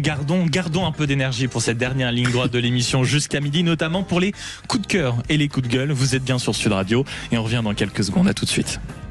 Sud Radio. Sud Radio. Parlons vrai. Parlons vrai. Sud Radio. Parlons vrai. Sud Radio, les débats de l'été, 10h-13h, Maxime Liédo. Dernière ligne droite de vos grands débats de l'été en direct sur Sud Radio. On est toujours en compagnie de Lucas Véran, adjoint au maire de Neuilly, Gilles Platré, maire de Chalon-sur-Saône, Alexandra Spinner, enseignante et déléguée spéciale en charge du décrochage scolaire à la région Île-de-France, et Octave, caricaturiste de presse, et sur les réseaux sociaux. Alexandra Spinner, je me tourne vers vous. Honneur aux dames, bien sûr, avec un coup de gueule, un coup de gueule. Est-ce que vous savez ce que c'est un coup de gueule? C'est un mélange très précis et très savant entre un coup de cœur et un coup de gueule. Donc je vous propose de l'entamer. Oui. Non, là c'est plutôt un coup de gueule franc. Un coup de gueule franc et massif. Il n'y a absolument pas de coup de cœur dans cette affaire. Moi je suis stupéfaite de notre ministre des Affaires étrangères, Jean-Noël Barrot. Jean-Noël Barrot, qui fait de son ministère une espèce de spectacle, d'exercice de télé-réalité. Je vous invite à aller voir ses réseaux sociaux. C'est absolument grotesque. On est quand même dans un exercice de discrétion, normalement, où les hommes se fondent dans l'intérêt de l'État et pas dans une espèce de fanfaronnade pour politiciens en quête de notoriété. Alors vous avez une espèce de vidéo ridicule où il se met en scène, tout ça. Il a fait des vidéos de brèves dont certains se souviennent peut-être. Oui, il nous parle de porno. Enfin, tout ça est grotesque. Je vous rappelle quand même que nous avons des otages en Iran, que nous avons Boualem Sansal qui est détenu en Algérie, et pendant ce temps, vous avez Monsieur Barrot qui se donne en spectacle sur les réseaux sociaux. Alors moi, je suis quand même sidérée. La diplomatie, c'est pas un concours de selfie. C'est l'art quand même de la parcimonie du mot juste et du mot qui pèse. Et c'est aussi, mais avant, en France, c'était l'art de faire du style et de l'élégance une force. Là, on n'attend plus qu'il faille appuyer sur pour Jean-Noël, envoyez-le à Djibouti, 2, envoyez-le à Téhéran. Enfin, tout ça est grotesque. Et je trouve que à l'heure où la France ne tient plus son rang dans le monde, je trouve assez désolant qu'on ait un ministre des Affaires étrangères qui se donne ainsi en spectacle. Voilà. Les mots sont dits. Le parler vrai d'Alexandra Spinner concernant Jean-Noël Barrot. récompensant avec un coup de cœur, je me tourne vers vous, Lucas Véran, pour une entreprise étrangère qui connaît un sacré succès. Tout à fait. En fait, c'est pour une entreprise et c'est aussi pour une nation qui sait ce que c'est d'encourager des actifs stratégiques. Il s'agit de TSMC, donc Taiwan Semiconductor Company, qui en effet est, vous le savez, peut-être cette entreprise qui concentre 75% de la production de ce qu'on appelle les GPUs, les processeurs graphiques absolument décisifs en matière d'intelligence artificielle, c'est-à-dire que les concepteurs comme Apple, Huawei, Nvidia... En fait, c'est partout, dans les voitures, dans les télécommandes, dans les téléphones. Et eux maîtrisent la fonderie, c'est-à-dire la sous-traitance de production. Et typiquement, on voit là une entreprise qui vient de dépasser les 1000 milliards de capitalisation boursière, une des premières qui n'est pas sur le marché américain. Et on voit quand une nation avec un effort industriel de réindustrialisation, cette préservation des actifs stratégiques, que finalement ça permet aussi de préserver une indépendance, y compris sur le volet géopolitique, parce que s'il n'y avait pas cette entreprise-là, peut-être que le conflit et l'appétit de la Chine se seraient révélés beaucoup plus immédiats. Donc bien évidemment, en miroir, l'Europe, avec les retards en matière de technologie et sont considérables. Sont considérables. Donc j'ai envie de dire que c'est un coup de gueule, comme vous l'aviez invité. Ça va rester ça. C'est un coup de gueule de TSMC de cette fantastique réussite et un peu une exhortation aux Européens à avoir cette même attitude. Et puis toujours l'intérêt en effet de savoir ce que sont ces fameux microprocesseurs, c'est-à-dire ces micropuces dont vous l'avez rappelé, tout le monde est absolument dépendant. Je crois que le chiffre c'est qu'ils sont à 81% responsables on va dire du commerce de ces puces dans le monde. Merci beaucoup Lucas Véran. Coup de gueule cette fois. Je me tourne vers vous. Il n'y a pas de nuance. Il n'y aura pas d'ambiguïté là-dessus. C'est pour l'invasion d'un certain drapeau dans l'espace public. Écoutez, moi je suis complètement stupéfait, même si je ne veux pas être naïf sur le sujet, de voir à quel point le drapeau palestinien est en train de prendre dans l'espace public français et européen une place qui est complètement démesurée. Je salue ceux qui veulent que la situation se rétablisse à Gaza, et le sujet n'est pas de négliger les victimes de ce qui est en train de se passer sur place. Simplement, avoir aujourd'hui des événements de toutes sortes, notamment des événements culturels, où le drapeau palestinien est brandi comme un étendard.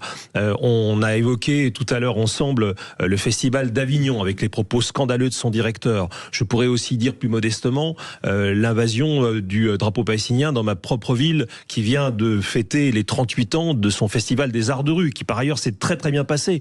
Et le public vient justement pour se détendre et n'en a rien à secouer de cette politique qui est en train d'envahir tout l'espace culturel français. Et moi je dis simplement la chose suivante. Avignon, on est souvent en direct à Avignon tous les jours. C'est une catastrophe, c'est devenu un festival politique. Et je trouve que c'est une dérive incroyable parce que d'une part, elle va à l'encontre des souhaits du public qui est d'abord là pour chercher le divertissement, l'instant culturel, les retrouvailles avec soi-même, et pas pour faire de la politique. Et deuxièmement, avoir la naïveté de croire que ce drapeau n'est pas instrumentalisé par des puissances qui nous sont hostiles, comme la République islamique d'Iran, ou comme d'autres pays qui cherchent à le brandir comme un étendard qui demain sera celui de la révolte. Vous avez vu ce qui s'est passé dans la nuit du 31 mai au 1er juin, après la victoire du PSG. Vous avez vu ce drapeau, moi je l'ai bien vu dans ma commune, vous avez vu ce drapeau brandi comme un symbole de rébellion, et à tout cela nous amène quand même à appeler un peu plus de raison, et peut-être que si la raison ne vient pas, à ce que l'État, plutôt que de fanfaronner sur les réseaux sociaux ou par ministre interposé,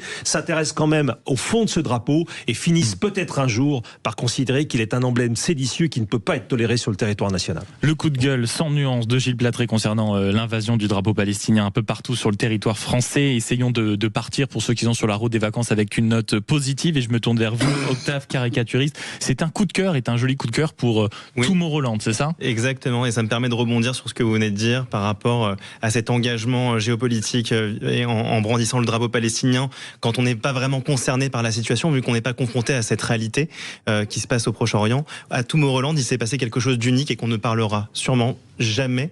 C'est un Palestinien portant un kéfier qui enlace et qui prend dans ses bras un Israélien avec le drapeau israélien qui était accroché sur ses épaules.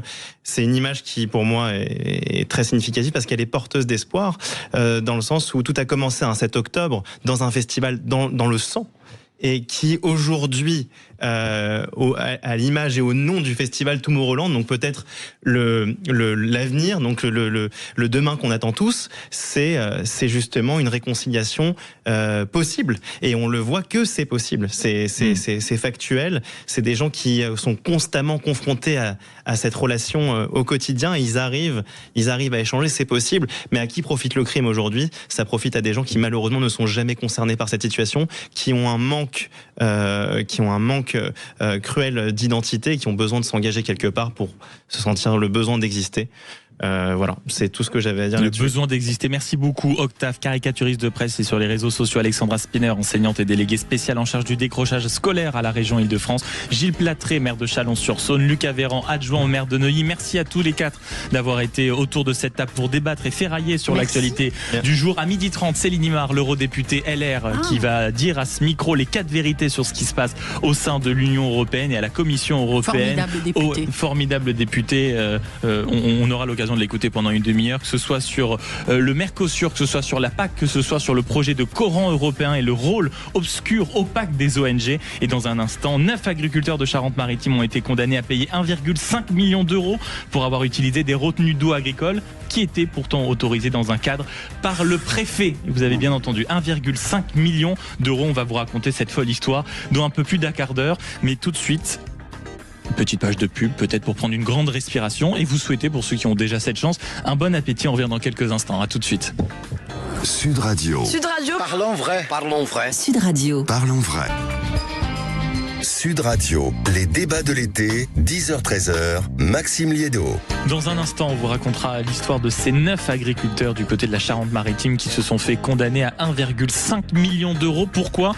Juste pour avoir utilisé de l'eau dans un cadre autorisé par le préfet, alors que l'agriculture est au centre de toutes les préoccupations en ce moment. On vous racontera vraiment cette affaire juridique absolument folle avec l'un des agriculteurs justement qui est concerné par cette décision absolument tubuesque. Et puis à 12h30, l'agriculture, il en sera forcément question avec Céline Imard, eurodéputée LR, qui nous dira ces 4 vérités. Ce qui se passe à la Commission européenne, le nouveau budget, la redistribution de la PAC, le Mercosur et évidemment autres enjeux de taille dont gère actuellement la Commission et donc l'Union européenne en large partie. Mais comme d'habitude, après, dans votre rendez-vous entre 10h et 13h après-midi, c'est le moment de faire le tour du tour. Bonjour Joseph Ruiz. Bonjour Maxime, bonjour à tous. Comme d'habitude après-midi, vous nous racontez le Tour de France à travers 3 mots que vous avez choisis. Aujourd'hui, le mot abandon, CMA, CGM et le mot Ventoux. Ouais, on commence par abandon. Alors, pas le mien, pas le vôtre non plus, j'espère, Maxime. Certainement pas, tant mieux. Alors, la très mauvaise nouvelle du jour, effectivement, c'est l'abandon de Mathieu Van Der Poel. Il souffre d'une pneumonie. Le Néerlandais est une grande star du peloton, champion du monde, triple vainqueur de Paris-Roubaix et du Tour des Flandres. Réaction de Pascal Chanteur, notre consultant Sud Radio, ancien cycliste professionnel, ce matin dans le Grand Matin de Benjamin Glaise. C'est dommage parce qu'il avait été élu ces derniers temps le coureur le plus combatif du Tour, ces 10 dernières étapes, c'est énorme. Et puis il était candidat au maillot vert, donc voilà, il est tombé malade. Il a été passé des examens au CHU de Narbonne et ils en ont déduit qu'il avait une pneumonie. Alors on joue pas avec la santé des coureurs, donc voilà, il a préféré se retirer pour faire une bonne fin de saison. Ouais, coup dur pour le petit-fils de Raymond Poulidor. Il espérait effectivement aller arracher le maillot vert, celui récompensant le vainqueur du classement par points. Ce ne sera pas le cas. Le deuxième mot, et c'est une annonce qui a beaucoup fait parler, Joseph, CMA-CGM. CMA-CGM, l'armateur qui débarque dans le cyclisme. CMA-CGM a profité hier de la journée de repos sur le Tour de France pour annoncer qu'à partir de la saison prochaine, il sera le co-sponsor de l'équipe Décathlon avec de grandes ambitions. Tout simplement, gagner le Tour de France avec Paul Sexas en 2030. Actuellement, ce jeune Français a seulement 18 ans, mais il impressionne déjà. Il n'est pas encore connu du très grand public, mais ce nom va bientôt vous arriver aux oreilles. Le gamin est né à Lyon. Il a fait ses classes à Lyon. Lyon, très belle ville. Tout à fait, c'est une très belle ville où on a énormément d'auditeurs qu'on salue. Il a fait ses classes au Vélo Club Villefranche-Beaujolais.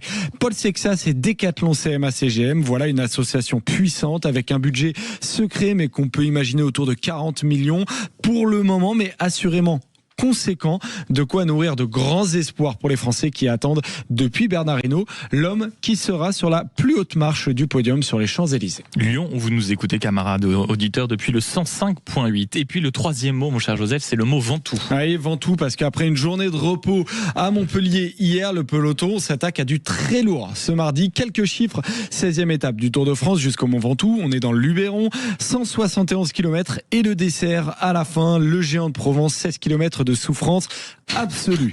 Près de 2000 mètres d'altitude, pas beaucoup d'oxygène là-haut, Maxime. C'est le plus haut sommet d'ailleurs de la région Provence-Alpes-Côte d'Azur, le point culminant du massif des Monts du Vaucluse. Les conditions y sont souvent extrêmes. On annonce d'ailleurs des rafales à 50 km/h vers 16h.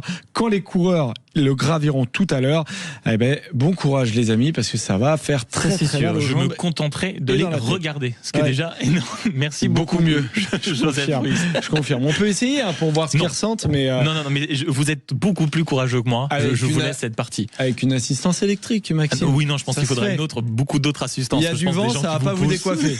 Si, détrompez-vous, avec le vent dans les cheveux, ou alors ça fait aérodynamie. Là aujourd'hui, c'est vent de face. Ça va vous ralentir, mais pas vous décoiffer. Bon, alors finalement, il y a peut-être un enjeu. Je sais qu'on pouvait s'entendre et négocier ensemble. Merci beaucoup, Joseph Ruiz, pour le tour du tour.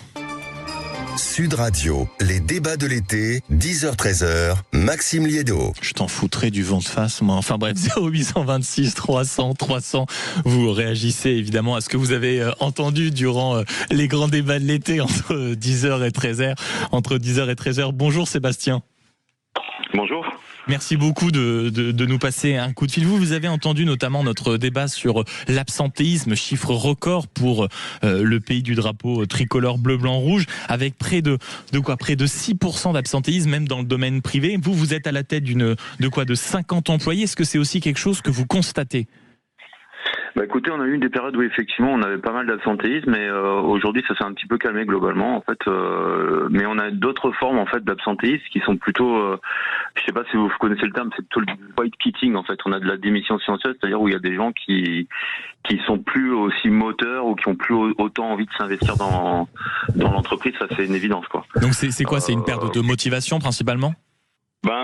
Globalement, en fait, c'est des gens qui restent en poste et qui font le strict minimum. Aujourd'hui, quand vous voulez, par exemple, demander des heures supplémentaires ou des tâches qui sont pas complètement définies dans les fiches de poste, on a affaire à quasiment des refus catégoriques. Et puis, dès que l'environnement en poste peut évoluer et qu'il y a des tâches qu'on va leur demander, est-ce que tu veux les faire, tu veux pas les faire, et ça va être systématiquement vers la négative, quoi. Mais en réalité, allez-y, Sébastien. Non, mais globalement, en fait, moi, ce que je ressens le plus, c'est que c'est vraiment apparu depuis le Covid. C'est sûr que la place du travail chez l'employé, elle a complètement changé. Je veux dire, il y a beaucoup plus d'exigences sur la qualité de vie au travail. Il y a beaucoup plus d'exigences sur la répartition entre la vie professionnelle et la vie personnelle. Bien sûr. On l'a vu avec le télétravail qui était devenu un dû et pas une contrainte ou une flexibilité. Et les gens sont même organisés pour certains autour de systèmes dégradés comme les 2-8, les 3-8 ou le télétravail. Mais est-ce que vous sentez aussi parce que à une normalité, c'est une catastrophe parce qu'on a même des gens qui ne comprennent pas, qui n'arrivent pas à comprendre quoi. Mais est-ce que vous sentez aussi, Sébastien, vous qui avez quand même un certain nombre d'employés, peut-être un manque d'investissement, une incapacité à être investi? Est-ce que je peux vous demander qu'est-ce que vous faites dans votre société, vous? On est dans je travaille dans un bureau d'études. Donc c'est quand même concret. On a plutôt de la prestation intellectuelle, effectivement. Ouais.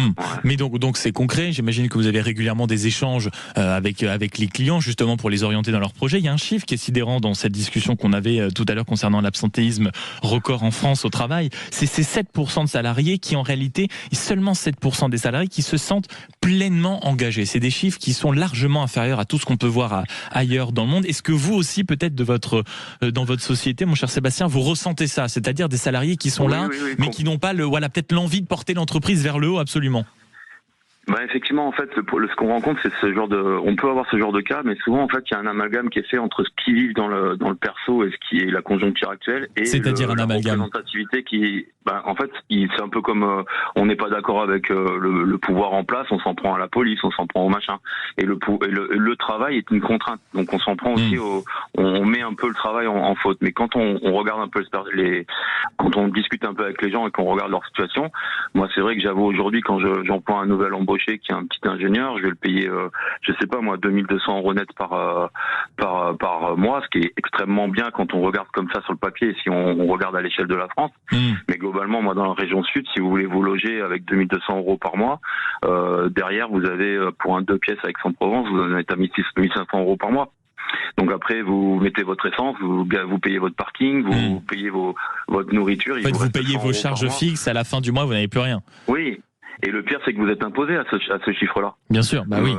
Moi, par exemple, aujourd'hui, j'étais dans une progression personnelle où je me disais, tiens, allez, c'est bien, je vais prendre des responsabilités, mais j'ai plus envie de progresser, parce que dès que je progresse ou que j'ai une prime, par exemple, moi, j'ai une grande partie de mes primes qui partent dans les impôts, en fait.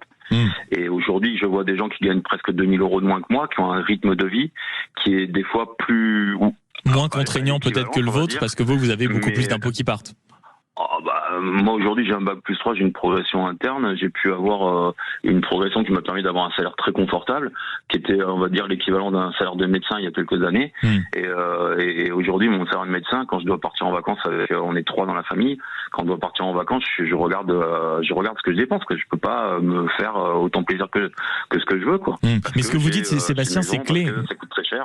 C'est clé ce que vous dites, Sébastien, parce qu'en réalité c'est une grande partie de la discussion qu'on a eue tout à l'heure entre 10h45 et midi, c'est-à-dire qu'il y a peut-être aussi de l'absentéisme au travail, parce que qu'est-ce que nous apporte le travail? C'est-à-dire que les collègues, etc., on a appris à s'en passer pendant la période Covid, les promotions en interne c'est bien, mais dès que vous prenez un peu plus d'argent, c'est pour le redonner à l'État derrière.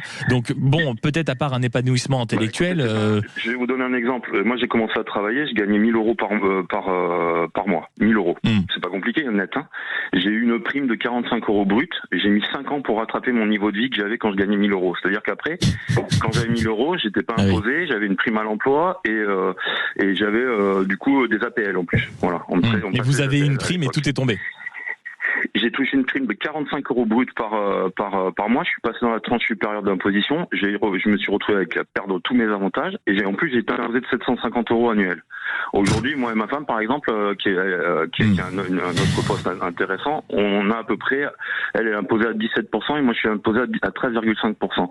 Je pourrais payer une personne à plein temps pour moi. Et à côté de ça, dès que je demande des avantages ou quoi que ce soit pour l'école, pour installer du photovoltaïque ou quoi que ce soit, j'ai aucune aide, zéro, aucun retour sur investissement. Mais vous êtes l'archétype, mon cher Sébastien. Oui, en fait, vous êtes vraiment l'exemple parfait de ces Français, ces gens qui nous appellent régulièrement ici au Sud Radio 0826 300 300, qui disent mais en réalité, oui, peut-être que j'ai un salaire confortable et un métier qui me plaît, mais derrière, je suis rattrapé par les impôts et en plus, quand j'ai le malheur de demander une aide, c'est parce que je ne gagne pas suffisamment peu d'argent pour en bénéficier. C'est-à-dire que vous êtes toujours dans le ventre mou de l'État. Toujours. Moi je suis binational dans mon travail, j'emploie aussi des personnes en Allemagne. Un bac plus 3 en Allemagne, c'est 5000 € par mois. Voilà. 5500 € brut par mois. Voilà. Alors oui, ils n'ont pas de sécurité sociale, mais ils payent à peu près 800 € de mutuelle qui compense la sécurité sociale par mois. Et à côté, le logement, c'est le même prix qu'ici. Merci beaucoup Sébastien de nous avoir appelé sur Sud Radio 0826 300 300 et d'avoir parlé vrai, notamment sur ce que peut être le monde du travail, même quand on dirige et quand on est manager de 50 employés, la sensation parfois même quand on progresse dans l'échelle de l'entreprise de ne pas voir sa vie s'améliorer, c'est ce que ressentent beaucoup de Français. Merci de l'avoir partagé ainsi Sébastien. 1,5 million d'euros dans quelques minutes. Vous pensez que c'est la somme qu'un heureux habitant d'une ville a gagné au loto? Du tout.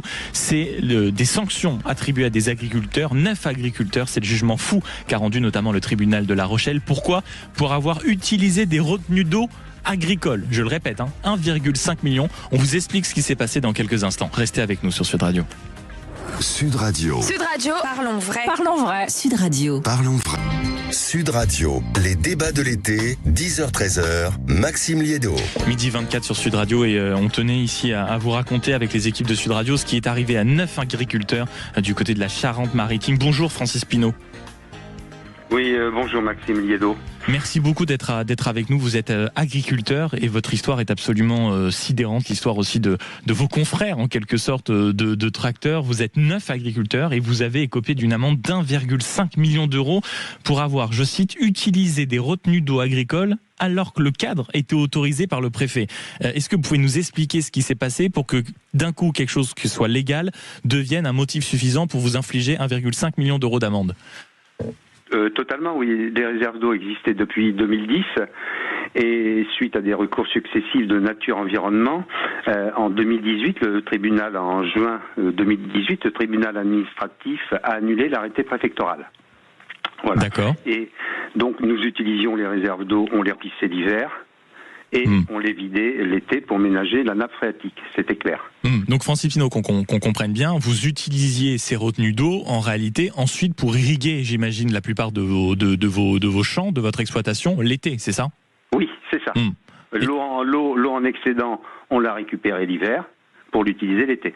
Comme un barrage. Et voilà. Est-ce qu'il y a une justification ? Le tribunal administratif, c'est sous pression de la plupart des ONG, Nature Environnement, c'est ça que vous citiez, qui tout d'un coup a décidé de sortir du cadre ou d'annuler le cadre que le préfet avait fait. Oui, parce que en fait, il y a eu une insuffisance de l'étude d'impact, voilà, qui a été prouvée. Voilà, bon, on peut contester ou pas. Il y a eu annulation par le tribunal administratif. D'accord. Voilà. Et ensuite, bien sûr, on a fait appel à la cour administrative de Bordeaux. Mais à partir de ce moment-là, comme on ne pouvait plus utiliser les réserves et qu'on était tous connectés sur les réserves, le préfet a pris une mesure transitoire pour nous permettre, dans un cadre légal, d'utiliser les réserves. Donc jusque-là, vous aviez le droit d'utiliser tout ça. Qu'est-ce qui fait qu'à un moment, le tribunal de La Rochelle décide de vous condamner aussi sévèrement ? Et comment il le justifie ? Alors, en fait, ce qui s'est passé, c'est que le préfet nous a autorisé d'utiliser les réserves à condition qu'on prélève l'eau uniquement en période estivale et pas en période d'hiver. Voilà. Et on utilisait. Et à partir de 2023, le Conseil d'État a tranché, les réserves étaient illégales d'utilisation, donc à partir de ce moment-là, on n'a plus utilisé les réserves. Mais la période de 2020 à 2023, on avait le droit d'utiliser les réserves. Alors le tribunal de La Rochelle, sous pression de Nature Environnement et de l'administration, le parquet a mené une action contre nous. Mais alors attendez, pardon, parce que là vous me dites qu'il y a eu des pressions, etc. Mais pour, j'imagine, instruire des dossiers en justice, Francis Pinault, il faut des preuves. Quelles preuves, alors qu'il y avait tout un cadre législatif en votre faveur, quelles preuves ont été déposées sur la table pour que vous, soudainement, vous soyez condamné à cette amende-là ? En fait, il y a peu de preuves, ou pas du tout de preuves, mais le tribunal a oublié l'arrêté préfectoral qu'avait pris en 2018 et 2019 le préfet pour nous permettre un cadre réglementaire. Mais comment il a pu l'oublier ? Parce que j'imagine que vous avez un avocat qui a plaidé pour, c'est-à-dire qu'il a oublié ou il l'a sciemment ignoré ? Mais c'est-à-dire qu'il l'avait pas oublié dans des précédentes décisions qui nous touchaient individuellement, mais là, soit c'était oublié, ou soit, cet arrêté n'était plus valable de la même façon. Aux yeux des juges.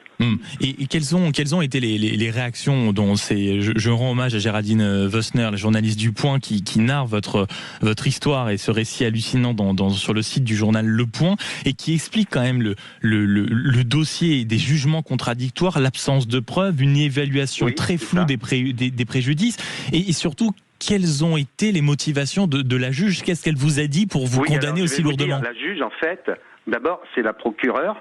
Elle a commencé son réquisitoire en disant qu'il fallait faire un exemple de ces agriculteurs qui avaient prélevé de l'eau illégalement. Bon, voilà. Et c'est là qu'on a compris qu'on ne serait pas jugé en droit. D'accord. Voilà. Et donc c'était quoi ? C'était presque. Oui, c'est ça. Comment ? C'est ça pour vous, c'était quoi ? C'est presque un jugement moral, idéologique en réalité. Voilà, mais en fait, c'est un jugement moral qui ne s'appuie pas sur des éléments de droit. En fait, les juges, ils ont voulu faire un exemple et le faire savoir en nous sanctionnant lourdement. Ils auraient pu le faire plus légèrement. Voilà. D'autant plus qu'on ne peut pas juger des gens 2 fois pour le même fait, on le sait. Enfin, tout ce qu'a mis l'avocat sur le communiqué de presse, c'est la réalité. Notre avocat, il était abasourdi parce que la relaxe, elle était évidente pour tous les juristes.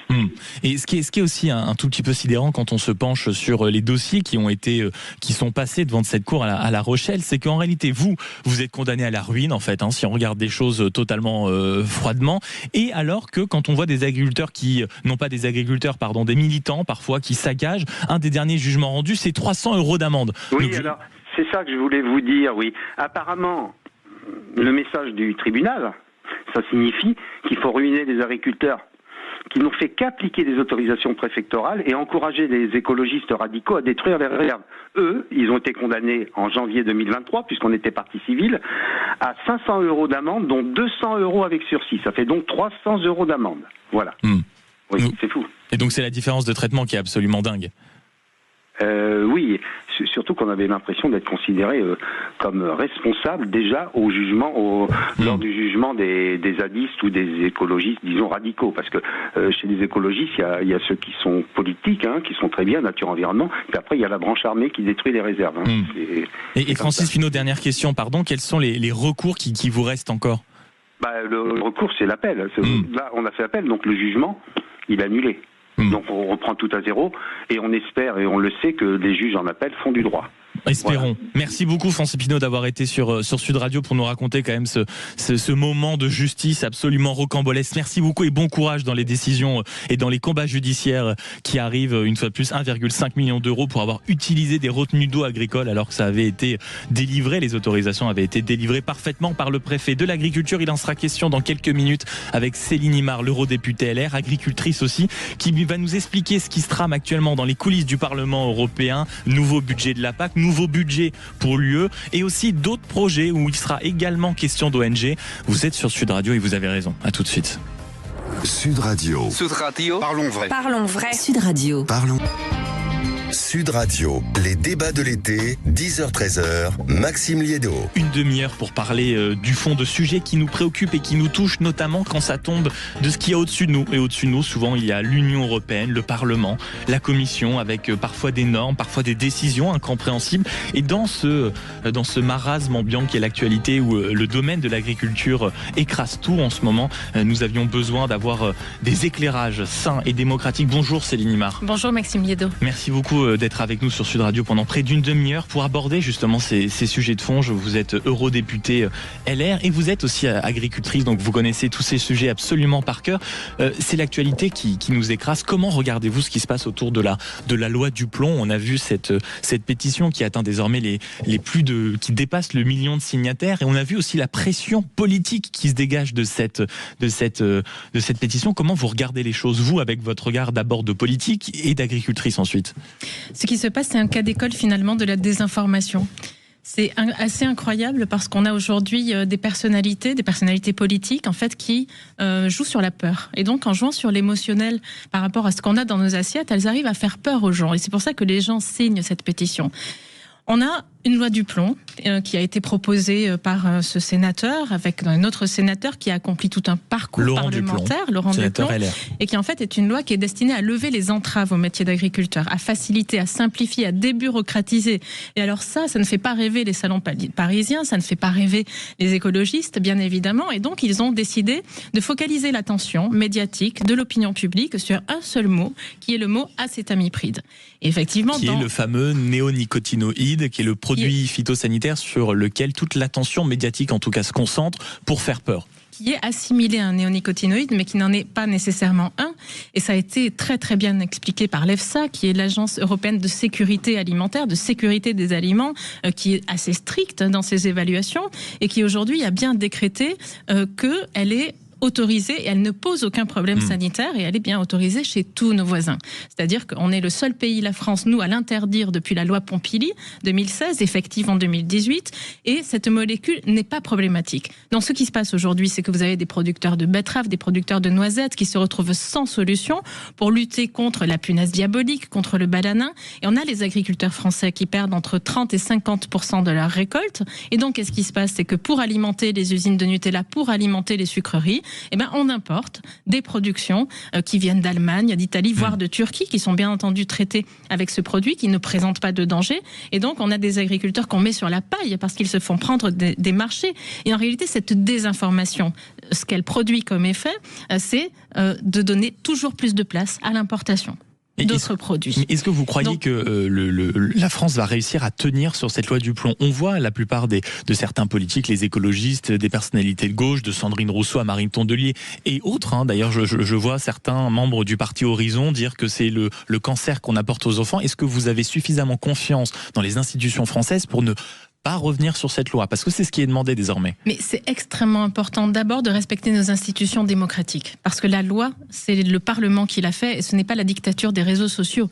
Et la deuxième chose, c'est qu'on a aujourd'hui... Pour vous, c'est ça, c'est la mobilisation, c'est une sorte de dictature des réseaux sociaux? Parce qu'on instrumentalise les gens en leur faisant peur. Et ça, c'est le fonds de commerce électoraliste qui est mobilisé par les écologistes, qui, je vous le rappelle, ont frôlé la correctionnelle aux dernières élections européennes en frôlant la barre des 5%. C'est ce qui est mobilisé par la gauche, qui, en fait, constitue une caisse de résonance dans l'opinion publique, qui joue sur la peur, qui joue sur le mensonge et qui vise en fait à ramasser des voix. On est vraiment dans cette visée électoraliste. À côté de ça, on sacrifie nos producteurs qui sont dans une difficulté économique énorme. Alors bon, c'est vrai qu'il y en a qui n'en ont rien à péter de leur rentabilité. Non, mais j'allais vous dire ça. Est-ce que vous entendez, parce qu'on a les propos de Sandrine Rousseau ont fait énormément polémique ici sur cette antenne, nous les avons largement commenté, analysé, critiqué. En revanche, c'est ce qu'elle ne traduit pas, malheureusement, une pensée qui est en train de prendre beaucoup de place dans notre pays, à savoir que les agriculteurs, déjà les fermes elles disparaissent, donc on va peut-être pas commencer à s'en inquiéter. Et puis surtout, rien à péter de la rentabilité, parce que derrière, ce sont des vies, ce sont des cancers, donc au bout d'un moment, il faut faire un choix entre l'argent et la bonne santé. On choisit la bonne santé. Oui, non, mais il y a un véritable problème, c'est que les agriculteurs, on ne leur fait pas confiance. Tout ce peuple de la ruralité, ces gens qu'on dit de la France d'en bas, de la France périphérique, passent leur temps, et nous passons notre temps, à recevoir des leçons de Yaka Faucon, de cette France plus des métropoles, qui roule en trottinette, qui commande du quinoa bio sur des applications, et qui finalement passe son temps à instrumentaliser le buzz, à instrumentaliser la peur, pour dire à cette France qui travaille, à cette France qui se lève tôt, à cette France, et je vous le rappelle, un agriculteur sur 5 vit en dessous du seuil de pauvreté. Je vous rappelle que les agriculteurs... témoignent souvent de cette difficulté effroyable. Les agriculteurs sont ceux qui travaillent le plus dans ce pays en termes d'heures hebdomadaires. Et en fait, on se fait donner des leçons systématiquement par cette France d'en bas qui criminalise les agriculteurs, qui les traite d'empoisonneurs en leur disant finalement c'est votre rentabilité versus notre santé. Sauf que c'est absolument faux. Parce qu'aujourd'hui, l'agriculture française est la plus vertueuse au monde et la plus réglementée au monde. Et tout ce qui vise à l'affaiblir ne fait en réalité qu'augmenter les importations venues de pays tiers et qui ne respectent pas nos normes et tout ce que nous, on s'impose en termes de normes. Et ça, ce sont des leçons de morale et des leçons qu'on ne veut plus recevoir et qu'on ne peut plus recevoir en tant qu'agriculteur, en tant que ruraux. La France, puissance agricole, vous le disiez, va-t-elle le rester? C'est en tout cas une question qu'on est en droit de se poser. Je pense par exemple au camarade Lionel, agriculteur, qui nous a appelé il y a quelques jours et qui nous racontait en effet ces journées infernales, bien sûr levé à 5 heures, bien sûr couché à 23, sa femme et sa fille qui partent en vacances. Lui non, il reste parce que c'est du 24-24. Et les agriculteurs en France sont les bénéficiaires de la PAC. PAC, acronyme pour dire politique agricole commune. Le budget va changer. Est-ce que vous pouvez nous expliquer ça et pourquoi c'est un véritable risque pour la France, mais pour nos agriculteurs, c'est-à-dire pour tous ceux qui nous écoutent? Alors, c'est un véritable risque parce que dans le mot PAC que vous avez si bien expliqué, politique agricole commune, on fait disparaître 2 lettres. On fait disparaître le P de politique, parce que là, ce n'est plus une politique, et on fait disparaître le C de commune. Ce qui se passe, ça a été annoncé par la présidente de la Commission von der Leyen mercredi dernier. Ce qui se passe, c'est qu'on prend 80% de tous les fonds que constitue le budget européen aujourd'hui et on les met dans un fonds unique, avec les fonds de cohésion, les fonds régionaux, les fonds de la politique agricole commune. Pas un budget qui soit fléché directement vers l'agriculture. Exactement. On met tout ça dans un vaste pot commun et on le renationalise avec 27 enveloppes que géreront les États membres. C'est une manière, dans le paradigme qui arrive aujourd'hui au niveau européen de l'élargissement, notamment à la Serbie, à la Moldavie, à l'Ukraine, auquel la majorité des institutions européennes, ce qui n'est pas notre cas, avec les députés, les républicains, puisque nous y sommes opposés. Vous opposez à l'entrée de l'Ukraine, oui. Absolument. Dans ce paradigme de l'élargissement, on se rend bien compte qu'aujourd'hui, l'Europe a une gouvernance à bout de souffle, un système de financement à bout de souffle, et donc c'est une manière d'anticiper cet élargissement et de dire, puisqu'on sait que de toute façon, le budget tel qu'il est aujourd'hui ne pourra pas tenir, on va tout fusionner et on va redonner ça ça aux États. Et là, le gros danger pour les agriculteurs et pour le monde agricole, c'est qu'aujourd'hui, la PAC, elle est destinée initialement, 60 ans de PAC, c'est destiné à quoi? C'est destiné à assurer la sécurité alimentaire et la souveraineté alimentaire du continent. C'est destiné à assurer aux agriculteurs un revenu décent. 77% des aides directes aux agriculteurs, c'est ce que représente, la PAC, et 85% des subventions qui sont reçues par les agriculteurs dépendent de cette PAC. Absolument. Et c'est vrai dans tous les pays du monde et dans toutes les puissances du monde. Si vous regardez le soutien aux États-Unis à travers le Farm Bill qui est fait aux farmers américains, si vous regardez le soutien dont bénéficient les agriculteurs chinois, c'est l'État brésiliens, qui met on va dire, de la motivation, de l'essence dans la machine. Absolument. Pourquoi? Parce que la production d'alimentation aujourd'hui est un secteur absolument stratégique. Et l'alimentation est agitée comme un hochet par toutes les puissances mondiales. Elles savent très bien que l'alimentation est une arme et qu'aujourd'hui, il faut absolument avoir cette capacité d'être souverain sur la production de notre propre alimentation. Aujourd'hui, c'est une folie ce qui est en train de se passer. De réduire le soutien à l'agriculture et aux agriculteurs et de multiplier les accords de libre-échange, ça donne quoi? Ça donne qu'aujourd'hui, on délègue à une autre partie du monde ou à d'autres parties du monde le soin de nous nourrir. C'est déjà ce qui est à l'œuvre. Est-ce que c'est conscient ou inconscient selon vous? Je pense que c'est malheureusement conscient pour certains, inconscient pour d'autres, mais conscient pour certains. Aujourd'hui, on ne peut pas continuer à importer. On importe déjà beaucoup de fruits et légumes, beaucoup de volailles. Demain, si l'accord avec le Mercosur venait à être ratifié, on importerait nos viandes, on importerait de l'éthanol, on importerait énormément de denrées qui font notre cœur de gamme en consommation. On ne peut pas d'un côté baisser le soutien à nos agriculteurs et dépendre du reste du monde pour nous nourrir. C'est extrêmement dangereux parce qu'en cas de pépin géopolitique, on peut avoir jusqu'à une rupture des chaînes d'approvisionnement européennes, sans compter évidemment que ça fait rentrer une nourriture qui a des normes bien inférieures à ce qu'on produit avec des hormones, avec des OGM, avec des produits interdits depuis 30 ans chez nous. Et donc ça, ce n'est pas acceptable. En termes de bilan carbone, ce n'est pas acceptable non plus. Donc tout le monde y perd.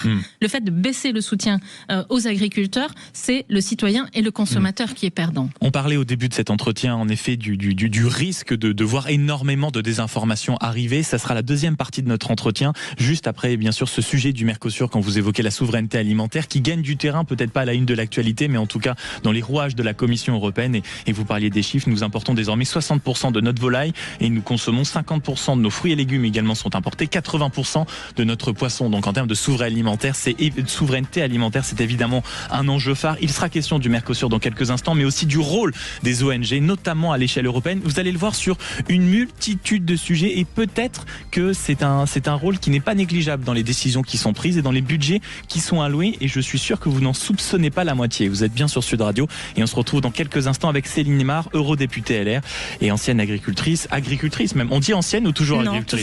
Toujours agricultrice, dont l'expertise est précieuse dans cette période où l'agriculture surplombe clairement l'actualité. À tout de suite.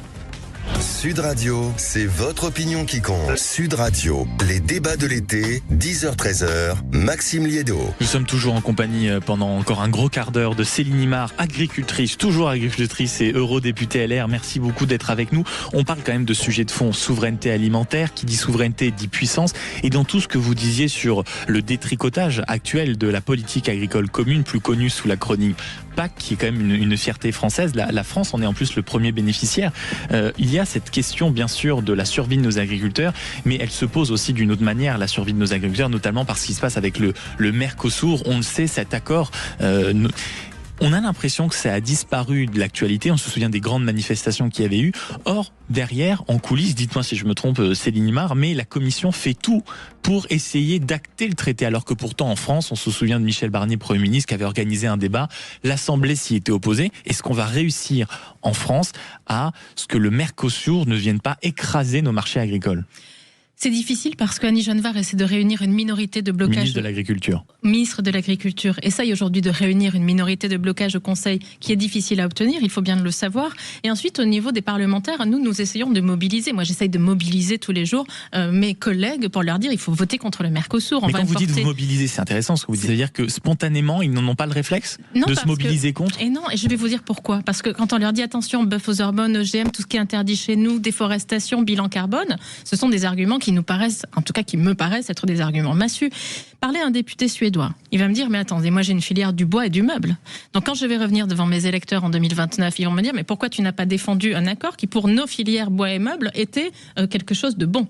Quand je parle à un député chypriote ou maltais, eux, ils dépendent énormément des importations pour nourrir leur île. Ils ne sont pas autosuffisants. Ils nous disent, mais moi, cet accord, il va bénéficier à mes citoyens parce qu'en fait, ça va faire baisser l'inflation. Quand vous parlez à des députés de pays qui ont une industrie automobile, chimique, pharmaceutique, ils vont dire, moi, je vais ratifier cet accord parce que ça correspond aux intérêts de mon pays. Et puis vous, les Français, vous venez toujours nous faire la leçon. Vous nous demandez de ne pas ratifier le Mercosur pour protéger votre agriculture. Mais regardez votre agriculture. Vous avez le coût de la fiscalité le plus élevé d'Europe, vous avez les charges sociales les plus élevées d'Europe, et vous vous amusez à interdire l'acétamipride alors que chez nous c'est complètement autorisé.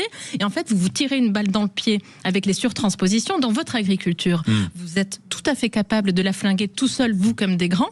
Et donc maintenant, vous nous demandez que c'est à cause du Mercosur. Exactement, qui n'est pas encore entré à vigueur, et vous n'allez pas nous demander de voter contre le Mercosur qui, pour nos industries, pour le tissu économique de notre pays, est favorable, pour protéger une agriculture que vous avez déjà flinguée tout seul sans que le Mercosur soit déjà entré en vigueur. Donc c'est difficile aussi de convaincre. On le fait, on s'y emploie, et en tout cas, moi et avec la délégation, nous ferons tout ce que nous pourrons pour empêcher la ratification de cet accord, parce qu'elle n'est bonne ni pour la planète, ni pour la santé humaine, ni pour les agriculteurs de notre pays.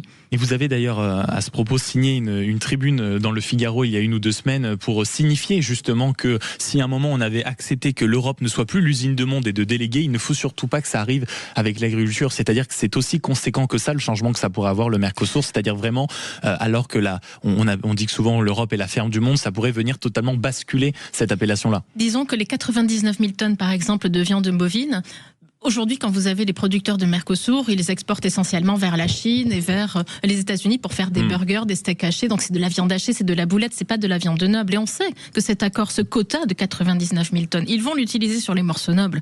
Et en fait, sur les morceaux qui vont directement venir concurrencer la production qualitative de nos agriculteurs. Et c'est pour ça que nous avons tiré la sonnette d'alarme avec Thibault de Montbrial en disant aujourd'hui, la Chine est devenue notre usine, ne laissons pas les pays du Mercosur devenir notre ferme. Et sur tous ces sujets, et vous en êtes vraiment emparé avec force, c'est le sujet des ONG. Parce que vous dites, et vous avez tiré la sonnette d'alarme, et vous continuez à tirer la sonnette d'alarme depuis quelques mois sur tous ces sujets phares, l'agriculture, la science, que ce soit souvent aussi les intérêts industriels. Il y a un problème européen, on se souvient de ce mauvais lobbying orchestré au sein de la Commission pour faire passer le Green Deal. Vous dites, il y a un budget européen monstrueux accordé aux ONG qui en fait influence avec une désinformation massive la plupart de nos votes et la plupart de nos conversations, de nos décisions. Et il n'y a aucune transparence. Comment c'est possible quelque chose comme ça?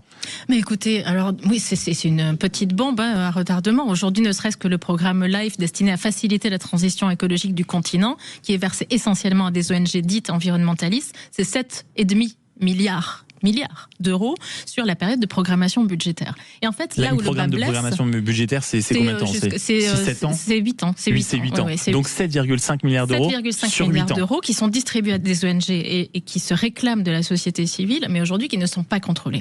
C'est-à-dire qu'on sait qu'aujourd'hui, 40% de ces ONG captent 30% de ces fonds, de ces 7 milliards et demi, mais on ne sait pas lesquels. On ne sait pas combien exactement, parmi tous les appels à projets, parmi tous les financements qui sont distribués, elles captent, et surtout, pourquoi elles les utilisent. C'est-à-dire qu'aujourd'hui, on a des ONG environnementales qui utilisent ce genre de fonds pour faire campagne contre l'agriculture, pour faire campagne contre les intérêts industriels. On l'a vu sur le nucléaire. Et aujourd'hui, on a ces ONG qui ont directement cherché à influencer les votes des parlementaires pour défendre l'agenda décroissant de la Commission lors du dernier mandat. Donc, ce que vous nous dites, c'est qu'il y a de l'argent donc de citoyens français, belges, allemands, mais aussi donc notre argent qui va financer et donc va désinformer massivement. Donc quand vous dites ils vont utiliser cet argent, c'est quoi? C'est la campagne de désinformation sur les réseaux sociaux, c'est des spots de pub, c'est quoi, payer des influenceurs? Absolument, mais ce n'est pas évalué. C'est-à-dire qu'à partir du moment où les ONG en fait signent une charte, elles disent qu'elles représentent la société civile, elles mettent des mots aussi alléchants que diversité, inclusion, écologie, etc.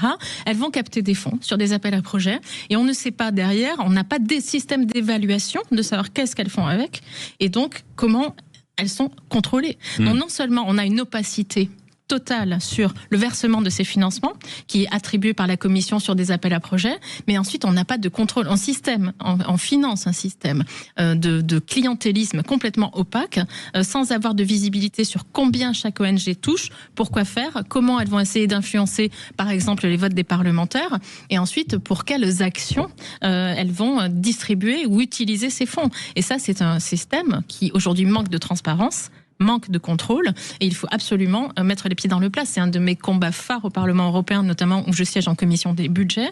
Aujourd'hui, on ne peut plus dilapider l'argent des contribuables, des citoyens, l'argent que payent ceux qui travaillent, dans un système d'opacité la plus totale, et dans un système, il faut le dire, qui va souvent chercher à saper les fondements de notre société, notamment pour tout ce qui est des gens qui travaillent et qui produisent chez nous.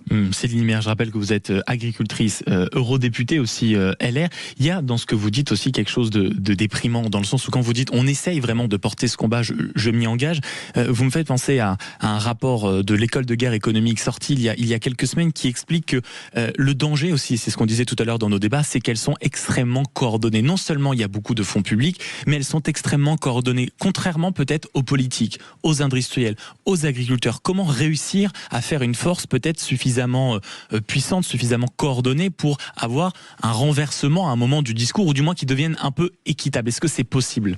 Alors d'abord, on a quand même des alliés. On sent une frilosité quand même un peu générale. Oui, absolument. Mais on a quand même des lanceurs d'alerte extrêmement sérieux, comme la Cour des comptes européenne, qui, quand elle se penche sur ce système d'opacité construit, parle d'un casse-tête effroyable. Donc on a la Cour des comptes qui tire la sonnette d'alarme. Avec quelles conséquences derrière? Avec des conséquences que de toute façon, politiquement, la Commission et les décideurs vont être obligés de prendre en compte. Parce qu'aujourd'hui, on a une opinion publique aussi qui se réveille sur ces sujets. Moi, je suis lanceuse d'alerte, on est lanceur d'alerte sur ce sujet, mais les gens commencent à prendre conscience qu'on ne peut plus continuer avec ce système. Donc il y a une pression politique qui est extrêmement forte. Ensuite, on a Vous parliez du rapport de l'école de guerre économique. Aujourd'hui, par exemple, il a mis en évidence, et j'ai invité son patron Christian Arbulot à faire une conférence à Bruxelles, on se rend compte que, par exemple, des ONG dites de bien-être animal, comme L214, sont en réalité financées... Connues par beaucoup de gens qui nous écoutent. Absolument. Des ONG dites de bien-être animal, comme L214, se font financer par des entreprises de la food tech, à la Silicon Valley, qui investissent des millions et des millions sur la viande de laboratoire, sur la nourriture cellulaire. Et donc, ils cherchent à déstabiliser l'élevage européen, la production traditionnelle qui est faite de qualité par nos agriculteurs, pour mieux laisser les consciences ouvertes à la consommation de cette fausse viande. Donc ça, ce sont des cas d'ingérence informationnelle aussi de l'étranger, de guerre de l'information, de guerre de la désinformation. Et aujourd'hui, on commence à mettre la lumière pour ce système. Autre sujet aussi important, mine de rien, sur lequel, et ce sera ma dernière question, c'est Limar, un sujet qui est beaucoup monté ces derniers temps, c'est un Coran européen. Ce serait un projet européen, c'est présenté comme étant un projet dit scientifique, avec cette description qui est que le Coran doit jouer un rôle important dans la formation de la diversité et de l'identité religieuse européenne et médiévale. Là aussi, ça a reçu une enveloppe de 9,8 millions d'euros de subventions. Vous dites, ça n'est pas possible, un projet comme ça ne doit pas exister. Ce n'est pas possible parce qu'on cherche en fait à occuper les consciences. Et on cherche toujours à être dans cette guerre et dans cette lutte informationnelle. De manière globale, on a des entités comme la FEMISO, comme Islamic Relief. Donc la FEMISO qui, un peu le costume cravate des frères musulmans, qui sont très liés à cette association de jeunesse musulmane. En 2021, la présidente de la FEMISO déclarait que la seule chose que la France exporte le mieux, c'est le racisme. 200 000 euros derrière dans la caisse. Obtenu de l'Europe. Vous avez des ONG comme Islamic Relief qui justifient les actions du Hamas, qui présentent le Hamas comme le plus pur acte de résistance, qui obtient aujourd'hui des fonds européens. Et ce fonds pour le Coran européen, ça montre tout simplement aussi qu'on attribue des fonds au niveau européen à des entités dont l'agenda politique et l'agenda militant aujourd'hui est contre nos valeurs et sape les fondements des valeurs de notre société. Donc effectivement, ce genre d'ONG aussi très militante à pignon sur rue à Bruxelles. Et moi, je me suis employée dès le budget de l'automne dernier, et je m'emploierai encore à le faire, à déposer un amendement dans la résolution budgétaire pour que toute entité liée à l'islamisme ou au terrorisme ne puisse plus être financée par des fonds publics. C'est le mot de la fin. Merci beaucoup Céline Imert d'avoir été avec nous sur Sud Radio pendant plus d'une demi-heure, et j'encourage tous les auditeurs captivés par ce que vous venez de dire et sur ces enjeux d'agriculture, de souveraineté, de suivre vos travaux. Vous êtes très souvent sur les réseaux sociaux justement pour faire la pédagogie de ce que vous essayez de mener comme combat au niveau européen. Agricultrice Pessis, eurodéputé LR. Merci beaucoup d'avoir été avec nous. Demain, on se retrouve 10h, 13h en direct évidemment sur Sud Radio. Même heure, même studio. Et je vous souhaite une très belle après-midi sur Sud Radio, notamment en compagnie de Jacques Pessis. À demain. Sud Radio. Sud Radio. Parlons vrai. Parlons vrai. Sud Radio. Parlons vrai.